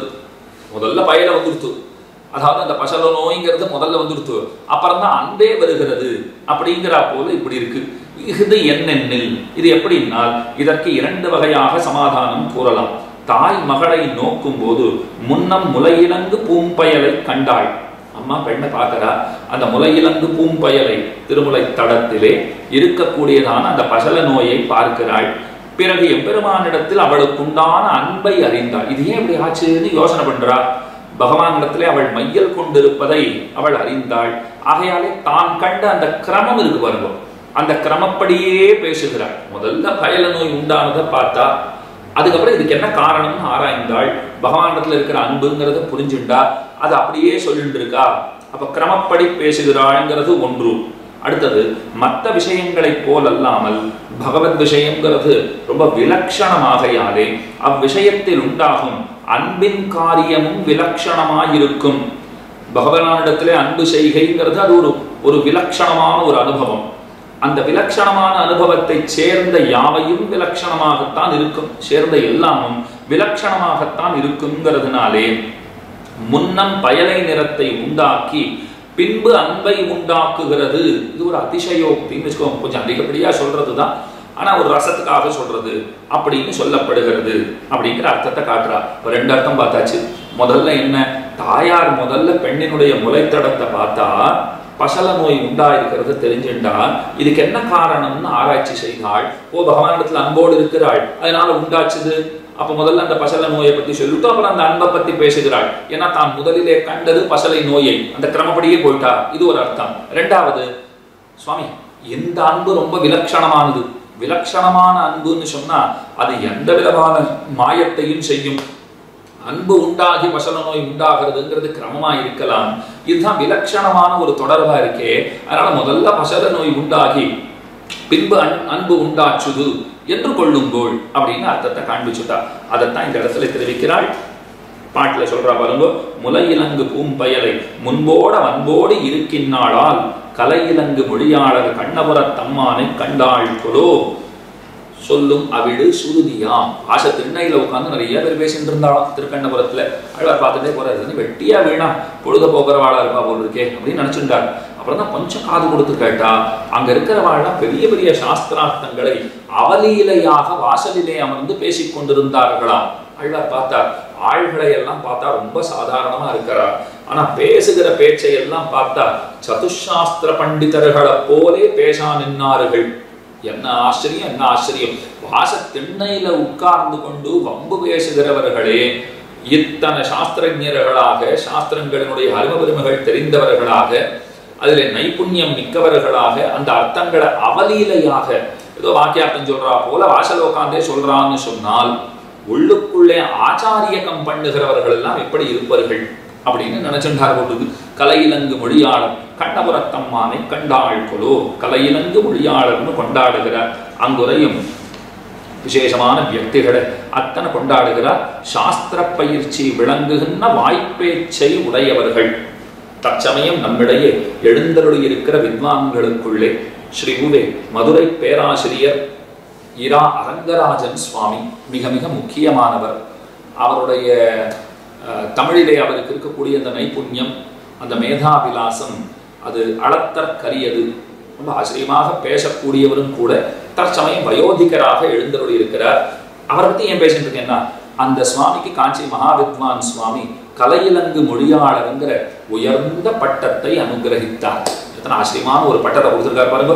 கலையிலங்கு மொழியாளர், நம்பிள்ளையினுடைய உரைத்திறன்கிறத பத்தி ரொம்ப ஆச்சரியமா அவர் ஆராய்ச்சி எல்லாம் பண்ணி நம்பிள்ளையினுடைய மேதாவிலாசத்தை நாமறிய செய்தவர் அப்படிங்கிற ஏத்தம் அந்த இரா ரங்கராஜன் சுவாமிக்கு உண்டு. அவர் கலையிலங்கு மொழியாளர் கொண்டாடப்படுகிறார். அந்த விருது காஞ்சி மகாவித்வான் சுவாமியினாலே அளிக்கப்பட்டதுங்கிற விஷயத்தை விண்ணப்பித்துக் கொண்டேன் அடியேன். அதனால அம்மா சொல்றா, கலையிலங்கு மொழியாளர் கண்ணபுரத்தம்மானை கண்டாள் கொலோ அப்படின்னு சொல்றார். அதற்கு அடுத்தது பாருங்க, இன்னும் என்னென்ன சொல்லிட்டு இருக்கா தெரியுமா? பாட்டு அதை சொல்லிட்டு அர்த்தம் சொன்னோம்னா இன்னும் கொஞ்சம் நேரம் பிடிக்கும். அதனால அர்த்தங்களை சொல்லிட்டே போறேன். என்ன அர்த்தம்னால், ஒரு காலத்திலே போர் வீரர்களை எல்லாம் சீக்கிரமாக தொலைத்த சார்ந்த வில்லன்றோ பெருமானுடைய திருக்கையில் உள்ளது அப்படிங்கிறார். கையில் இருக்கிற வில்லு இருக்கே சாதாரணமாக நினையாதே.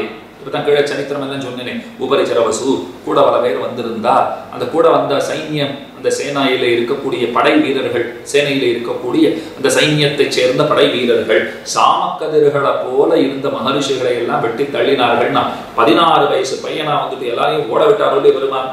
உபரிச்சரவசு நாராயணாஸ்திரத்தை விட்டார், அது பெருமானிடத்திலே சரணாகதி பண்ணி சொல்லியோ. இந்த கதையெல்லாம் பார்த்தோமே. அப்ப கையில இருக்கிற வில் சாதாரண வில் அன்று, விகடாட்சனை ஒழித்தது.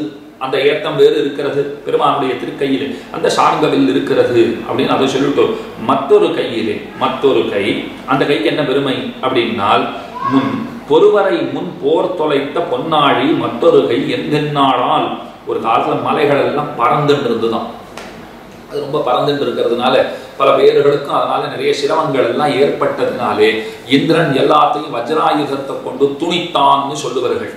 இந்திரன் வஜ்ராயுதத்தை கொண்டு துணித்தானா? கிடையவே கிடையாது. சுதர்சனாழ்வான் தான் அந்த காரியத்தையும் செய்தார் அப்படின்னு ரொம்ப ஆச்சரியமாக சொல்லுவார்கள்.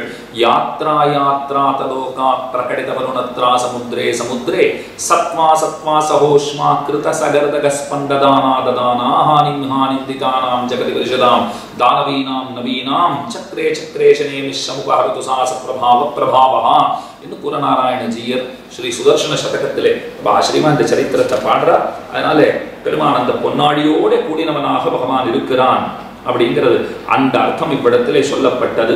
அதற்கு மேலே அவர் எப்படிப்பட்டவர்னா, ஒருவரையும் நின்னொப்பார் ஒப்பிலா வெண்ணப்பா வென்கின்றாளால். இந்த பெண் பிள்ளை பாடுறா. அவர் எப்படிப்பட்டவர் தெரியுமா? அவருக்கு சமமானவர்னு யாரும் கிடையாது, அவரை விட பெரியவர்னு கண்டிப்பா யாரும் கிடையாது.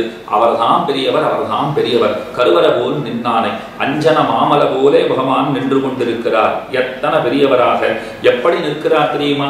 இப்ப பொறுவரை முன் போர் தொலைத்த அப்படின்னா அதை பத்தி சொல்லிட்டேன். பொறுவரை முன் போர் தொலைத்தேங்கிறதுக்கு என்ன சரித்திரம் பார்த்தோம் நாம? ஒரு காலத்திலே இந்த மலைகள் எல்லாம் பறந்து கொண்டிருந்தது.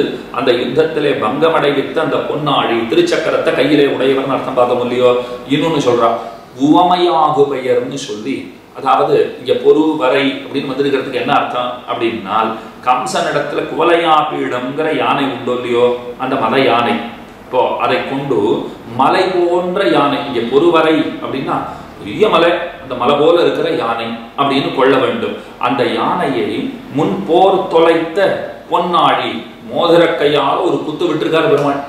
அந்த யானையை ஒரு அடியிலேயே சாய்ச்சுட்டார் இல்லையோ? ஆனை காத்தோர் ஆனை கொண்டுன்னு பாசுரம் தான் இருக்கே. அதனால பொறுவரை முன் போர் தொலைத்தன குவலையா பீடத்தை அனாயாசமாக ஒழித்தவன் வல்லானை கொன்னானைன்னு ஆண்டாள் பாடுறாள் இல்லையோ? அதையும் நினைத்துக் கொள்ளுங்கள். ஒருவரையும் நின்னொப்பா ஒப்பிலா வெண்ணப்பா வென்கின்றாளால். தன்னொப்பார் இல்லப்பன் இருக்கிற ஏற்றத்தை பாருங்க. தன்னொப்பார் இல்லப்பன், திருவிண்ணகர் சேர்ந்த வப்பன். காஞ்சி சுவாமி அழகா காட்டுறாரு இந்த இடத்துல. திருவிண்ணகர் சேர்ந்த வப்பன், அவனுக்கு தான் தன்னொப்பார் இல்லப்பன் அப்படின்னு அவனுக்கு திருநாமம். ஒப்பிலியப்பன், அது ஒப்பிலியப்பனா எடுக்குன்னு வச்சுக்கோங்க. ஒப்பிலியப்பன் அப்படின்னா என்ன அர்த்தம்? ஒத்தார் மிக்கார இளையாய மாமாயன். அவருக்கு சமமாகவும் ஒருத்தரை காட்ட முடியாது, அவரோட உயர்ந்தவராகவும் ஒருத்தரை காட்ட முடியாது. இது அவருக்கு இருக்கிற ஏத்தம். இந்த இடத்துல பாருங்க, தன்னொப்பார் இல்லப்பன் அவனுக்கு பேர் இருக்கு. யாருக்கு? திருவெண்ணகர் பெருமானுக்கு பேர் இருக்கு, ஒப்பிலியப்பனுக்கு பேர் இருக்கு. ஆனா இங்க என்ன சொல்றா? ஒருவரையும் நின்னொப்பார் ஒப்பிலா வெண்ணப்பா என்கின்றாளால். திருக்கண்ணபுரத்துக்கும் திருவெண்ணகருக்கும் ஒரு சாமியம் சொல்றா போல இருக்கு. அந்த பெருமானுடைய பேரையே இங்கேயும் சொல்லியிருக்காளே. எதனாலேன்னா, இந்த 2 திவ்யதேசங்களை சேர்த்து அனுபவிக்கிற பழக்கம் திருமங்கையாழ்வாருக்கு உண்டுங்கிற. பெரிய திருமடல்ல தாமரமேல் மின்னிடையாள் நாயகனை விண்ணகரு பொன்மலையை, விண்ணகருள் பொன்மலையை அப்படின்னு சொல்லிட்டு கணபுரத்து பொன்மலை போல் நின்னவன்னும் பாடியிருக்காரு. அங்கேயும் பொன்மலைங்கிறார், இங்கேயும் பொன்மலைங்கிறார். திருவிண்ணகர்ல இருக்கிற பெருமான் பொன்மலையை போல இருக்கான், திருக்கண்ணபுரத்தில் எப்படி இருக்கார், அங்கேயும் பொன்மலையை போல இருக்கார் அப்படின்னு ஆழ்வார் பாடி இருக்கார். அதே போலத்தான் இந்த இடத்துலையும் தன்னொப்பார் இல்லப்பன், அவனுக்கு திருநாமம் இருக்கு, ஒப்பிலியப்பன் பேர் இருக்கு. திருவிண்ணகர்ல பொன்மலை, திருக்கண்ணபுரத்திலையும் பொன்மலைன்னு பாடினாரா? அதே போல திருவிண்ணகர்ல தன்னொப்பார் இல்லப்பன், இங்கேயும் ஒருவரையும் நின்னொப்பார் ஒப்பிலா வெண்ணப்பா என்கின்றாளால் அப்படின்னு அதை சேர்த்து சேர்த்து அனுபவிக்கிற பழக்கம் ஆழ்வாருக்கு இருக்கு போல் இருக்கு. இந்த ரெண்டு திருத்தலங்களை அப்படியே பாடி இருக்கிறார். இது ரெண்டாவது. அதனால தாயார் சொல்றா, இதெல்லாம் சொல்லிட்டே இருக்கா, திருக்கண்ணபுரத்தம்மானை கண்டாள்களோ. எனக்கு என்ன தோன்றதுன்னா, இவ திருக்கண்ணபுரத்தம்மானை சேவித்திருப்பள், கருவற போல் நின்னவனான அந்த பெருமானை சேவித்திருப்பள் அப்படின்னு சொல்றார். அதற்கு அடுத்தது பகவான் ரொம்ப ஆச்சரியமா கிரீடம் சாத்தின்னு இருக்கார். அதில் சிறந்த ரத்னங்கள் எல்லாம் இழைக்க பெற்றிருக்கிறது. திருத்துழா மாலை சாத்தின்றிருக்கார். அது என்னமா இருக்கு திருத்துழாய் மாலை. அதற்கு மேலே மணிகள் அழுத்தின மகர குழைகள்லாம் சாத்திட்டு இருக்கார். அதுல நல்ல மணிகள் எல்லாம் அப்படியே ஜொலிக்கிறதே, என்னமா ஒளி வீசுறது அப்படின்னு சொல்றா. ஹாரம் போட்டு இருக்கார். நானாவிதமான ரத்னங்களாலே அந்த ஹாரம் இருக்கே, அது ஜாஜ்வல்யமா இருக்கு, அப்படியே என்னன்னா ஒளி வீசுகிறது. அழகிய திருமார்பிலே அது என்னமா காட்சி தருகிறது அப்படிங்கிறா. பெரிய பெரிய மதில்கள் எல்லாம் இருக்கிறது, நாற்புறமும் சூழப்பட்ட மதில்கள். அந்த மதில்கள் எல்லாம் என்ன கம்பீரமாக இருக்கிறது. அப்படிப்பட்ட கண்ணபுரத்தம்மானை கண்டாள்களோ என்று தாயார் சொல்லுகிறார். அடுத்தது பாருங்க, நல்ல திருத்துழாய் இருக்கே, குளிர்ந்த திருத்துழாய் மாலையை பகவான் அணிந்திருக்கிறான். அதிலே வண்டுகள் வேறு வந்து சேருகிறது. பெருமானுடைய திருமேனி எப்படி இருக்குன்னா, தேனும் சுண்ணமும் கொண்டு சேது செய்யப்பட்ட மலை போன்ற திருமார்பை உடையவனாக அவன் இருக்கின்றான். அதுக்கு மேல சொல்றா, போர் புரிய நின்ன கம்சனுடைய யானை இருக்கே, அதனுடைய தந்தங்களை எல்லாம் என்னமா முறித்தொழித்தான் தெரியுமா பெருமான். ரொம்ப அழகா ஜெயதேவர் கீத கோவிந்தர்ல ஒரு விஷயம் சொல்லுவார். யானை வந்து நின்றதாம் குவலையா பீடம் கண்ணனுக்கு முன்பாக வந்து நின்றதாம். யானையை பகவான் பார்த்தானாம். யானையினுடைய அந்த பரந்த மத்தகத்தை பார்த்தார். உடனே ராதையினுடைய விசாலமான திருமார்பு நினைவுக்கு வந்துடுத்தான். ஒரு கணம் அவளை நினைச்சுட்டு அப்படியே நின்றுட்டானாம். கம்சன் என்ன நினைச்சுட்டான் தெரியுமா, குவலையா பீடம்ங்கிற யானையை பார்த்து கண்ணன் பயந்துட்டான். அதனால இந்த யானையாலே கண்ணன் முடிக்கப்படுவது உறுதி அப்படின்னு நினைச்சுட்டான். அதாவது கம்சனுடைய நினைவு என்ன, கண்ணன் பயந்து விட்டான். அவர் ஏன் அப்படி மெய்மறந்து நின்றார், அவருக்கு ராதையினுடைய நினைவு வந்துடுத்து மெய்மறந்து நின்று விட்டார். கம்சனுக்கு சந்தோஷம் ஏற்பட்டு போச்சு, பயந்துட்டான் போல் இருக்கு. இந்த குவலையா பீடம் கண்ணனை முடித்து விடும். ஜெயதேவர் ரொம்ப அழகா முடிச்சார். கம்சன் விரோதி, அந்த விரோதிக்கு கூட ஒரு கணம் மன அமைதி, மன நிம்மதி, ஆறுதல் கொடுத்திருக்காரு பெருமாள். புரியுது சொல்லி உங்களுக்கு. இப்ப இந்த யானையினால கண்ணன் முடிக்கப்படுவான்னு கம்சன் ஒரு கணம் சிந்தித்தான், ரொம்ப சந்தோஷப்பட்டிருப்பான் இல்லையோ. விரோதிக்கு கூட அந்த கணப்பொழுது அமைதியை, ஆனந்தத்தை கொடுக்கிற பெருமான் பக்தர்களுக்கு அனவரதமும் ஆயுள் காலம் முழுவதும் நன்மையை செய்வான்கிறத பத்தி சொல்லவும் வேண்டுமோன்னு கேட்கிறார். அந்த விஷயத்தை நினைவிலே கொள்ளுங்கள். அப்ப அந்த யானையினுடைய தந்தங்களை எல்லாம் பெருமான் முறித்து ஒழித்தான். அவன் யார் தெரியுமா, புல்பாகன் என் அம்மான். அவர் தான் பறவையேறு பரம்பொருடனாக இருக்கிறவர், எனக்கு சுவாமியாக இருக்கிறவர், தலைவராக இருக்கிறவர். உடனே சொல்றார், யாராகிலும் பாருங்கள், ஆரானும் காண்பீர்கள். அப்பெருமானுடைய திருவதரம் அது எப்படி இருக்கிறது, அழகிய பவளம் போல் சிவந்தது என்கின்றாள். அவருடைய திருவாயை பார்த்துட்டே இருக்கலாம் போல் இருக்கு.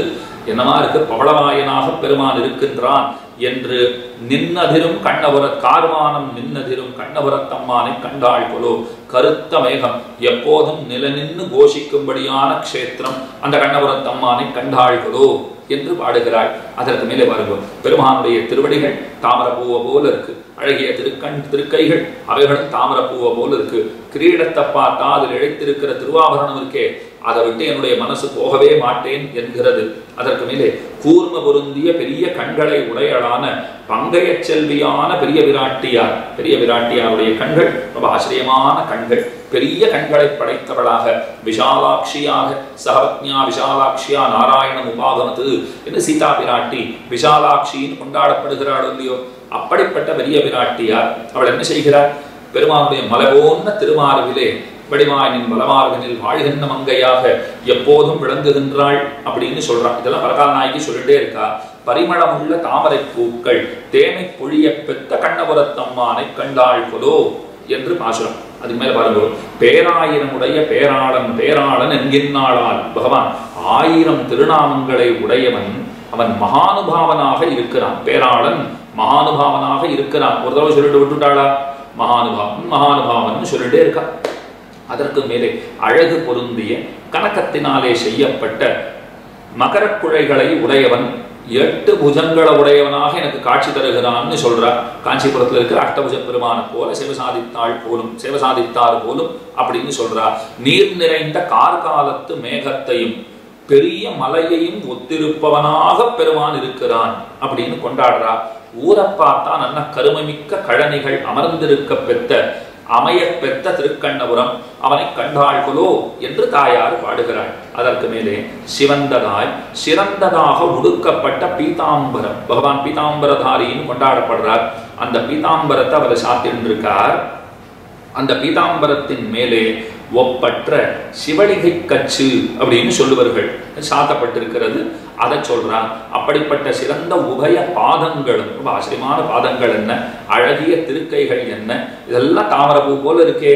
நீல நிறத்தை மிகுதியாக தோற்றுவிக்கின்ற நீலமணி போன்ற திருமேனி, நீலமேக நிபம் அஞ்சன புஞ்ச சியாம குந்தளம் அனந்தசயம் துவாம்னு புறத்தாழ்வான் ஆச்சரியமா வரதராஜஸ்தலத்திலே பாடுகிறார். அப்ப நீல நிறத்தை மிகுதியாக தோற்றுவிக்கின்ற மணி போன்ற திருமேனி, அதை பார்த்தா இது மரகதமணியோ மரகதமோ மழைமுகிலோ அப்படின்னு சொல்லுமா போலே.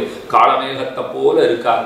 மரதகமோ மழைமுகிலோ வெண்கின்னாளால் கை வளர்க்கும் அழலாளர் கண்ணபுரத்தம்மானை கண்டாள் கொலோ. அங்க இருக்கிறவர்கள் அந்தணர்கள் அத்தனை பேரும் அவர்கள் எல்லாம் தீயோம்புகை மறையோர்னு ஆழ்வார் மத்தோட்டத்துல பாடுறாரே. அந்த கிரமத்திலே அவர்கள் வசிக்கிறவர்கள் தமது கைகளாலே எப்போதும் கொண்டாடப்படுகின்ற பூஜிக்கப்படுகின்ற அக்னியை உடையவரான அந்தணர்கள். அவர்கள் வாழ்கிற கண்ணபுரத்தம்மானை இவள் கண்டவளாக இருக்கக்கூடும் என்று சொல்லுகிறாள். அதற்கு மேலே சொல்றார், பெருமானுடைய கருட பறவை இருக்கிறது, ரொம்ப சிறந்த பறவை. பெருமான் இத்தனை வெற்றிகளை அவர் பெறுகிறார்னால் அந்த வெற்றி பறவை கூட இருப்பதனால் தான் பெருமானுக்கு வெற்றிகளே சித்திக்கிறது. அந்த கருட பறவையிலே ஏறி அமர்ந்து திருவீதியிலே எழுந்தருளுகின்றான் பெருமான். மண்ணூடே வருகின்றான், அப்படி எழுந்தருளுகின்றான் அப்படின்னு சொல்றார்.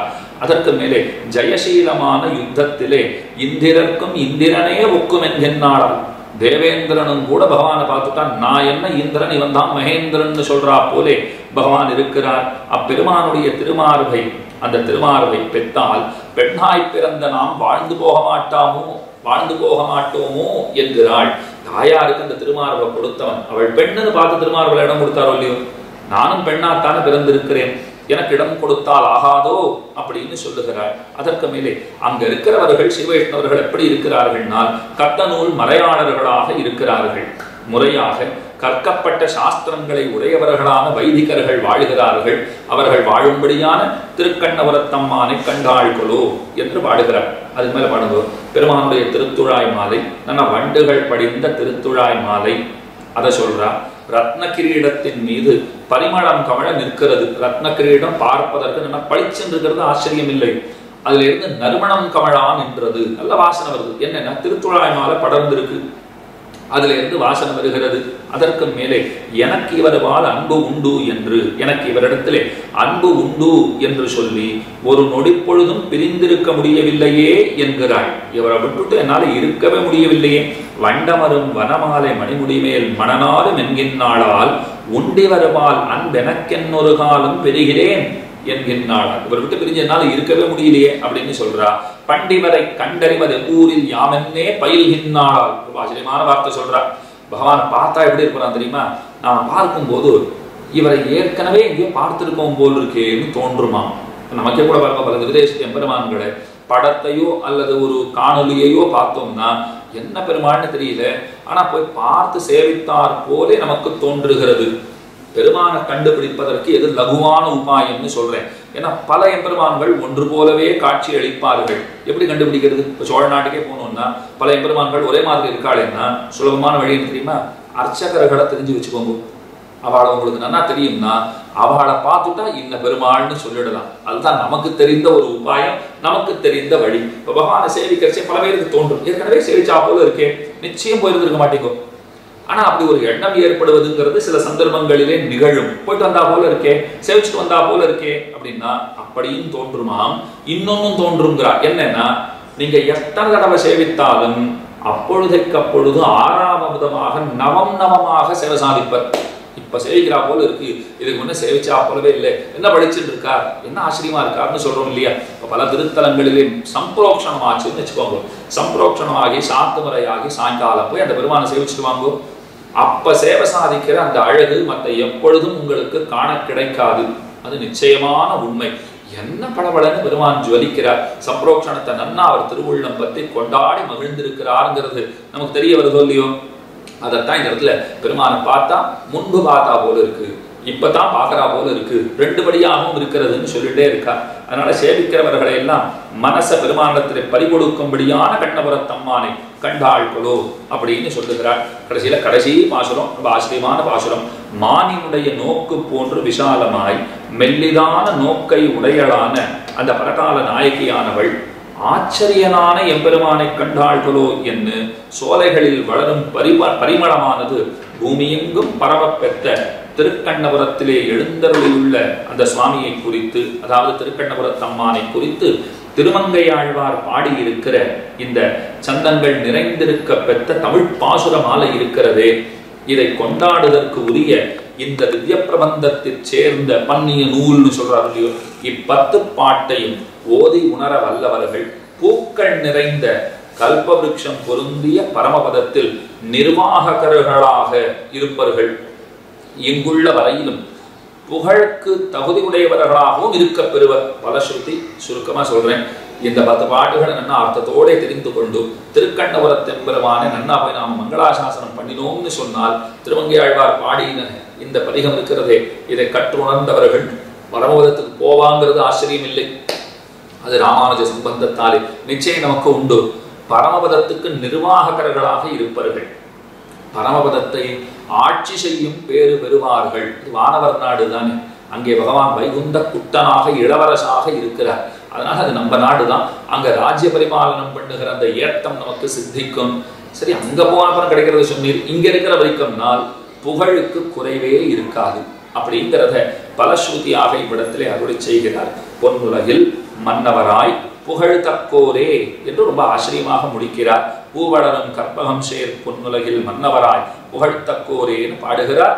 அதனால நமக்கும் இந்த ஆச்சரியமான வைபவங்கிறது கிடைக்க பெற வேண்டுங்கிறதையே பிரார்த்தித்துக் கொண்டு இந்த ஆச்சரியமான ஒரு வாய்ப்பினை அடியனுக்கு நல்கிய ஜிஆர் சுவாமி திறத்திலும் எம்ஓபி சாரிட்டிஸ் நிர்வாகிகள் திறத்திலும் அடியனுடைய பிரணாமபூர்வகமான கிருதஜ்ஞதானுசந்தானங்களை சொல்லிக்கொண்டு புத்தம் குறைகளை பொறுத்தருளை கேட்டுக்கொண்டு அமைகிறேன், விடைபெறுகிறேன். அடியேன் ஸ்ரீமதே ரம்யஜாமாத்ரு நீந்திராய மகாத்மனே ஸ்ரீரங்கவாசினே பூயாத் நித்யஸ்ரீஹி நித்யமங்கலம்.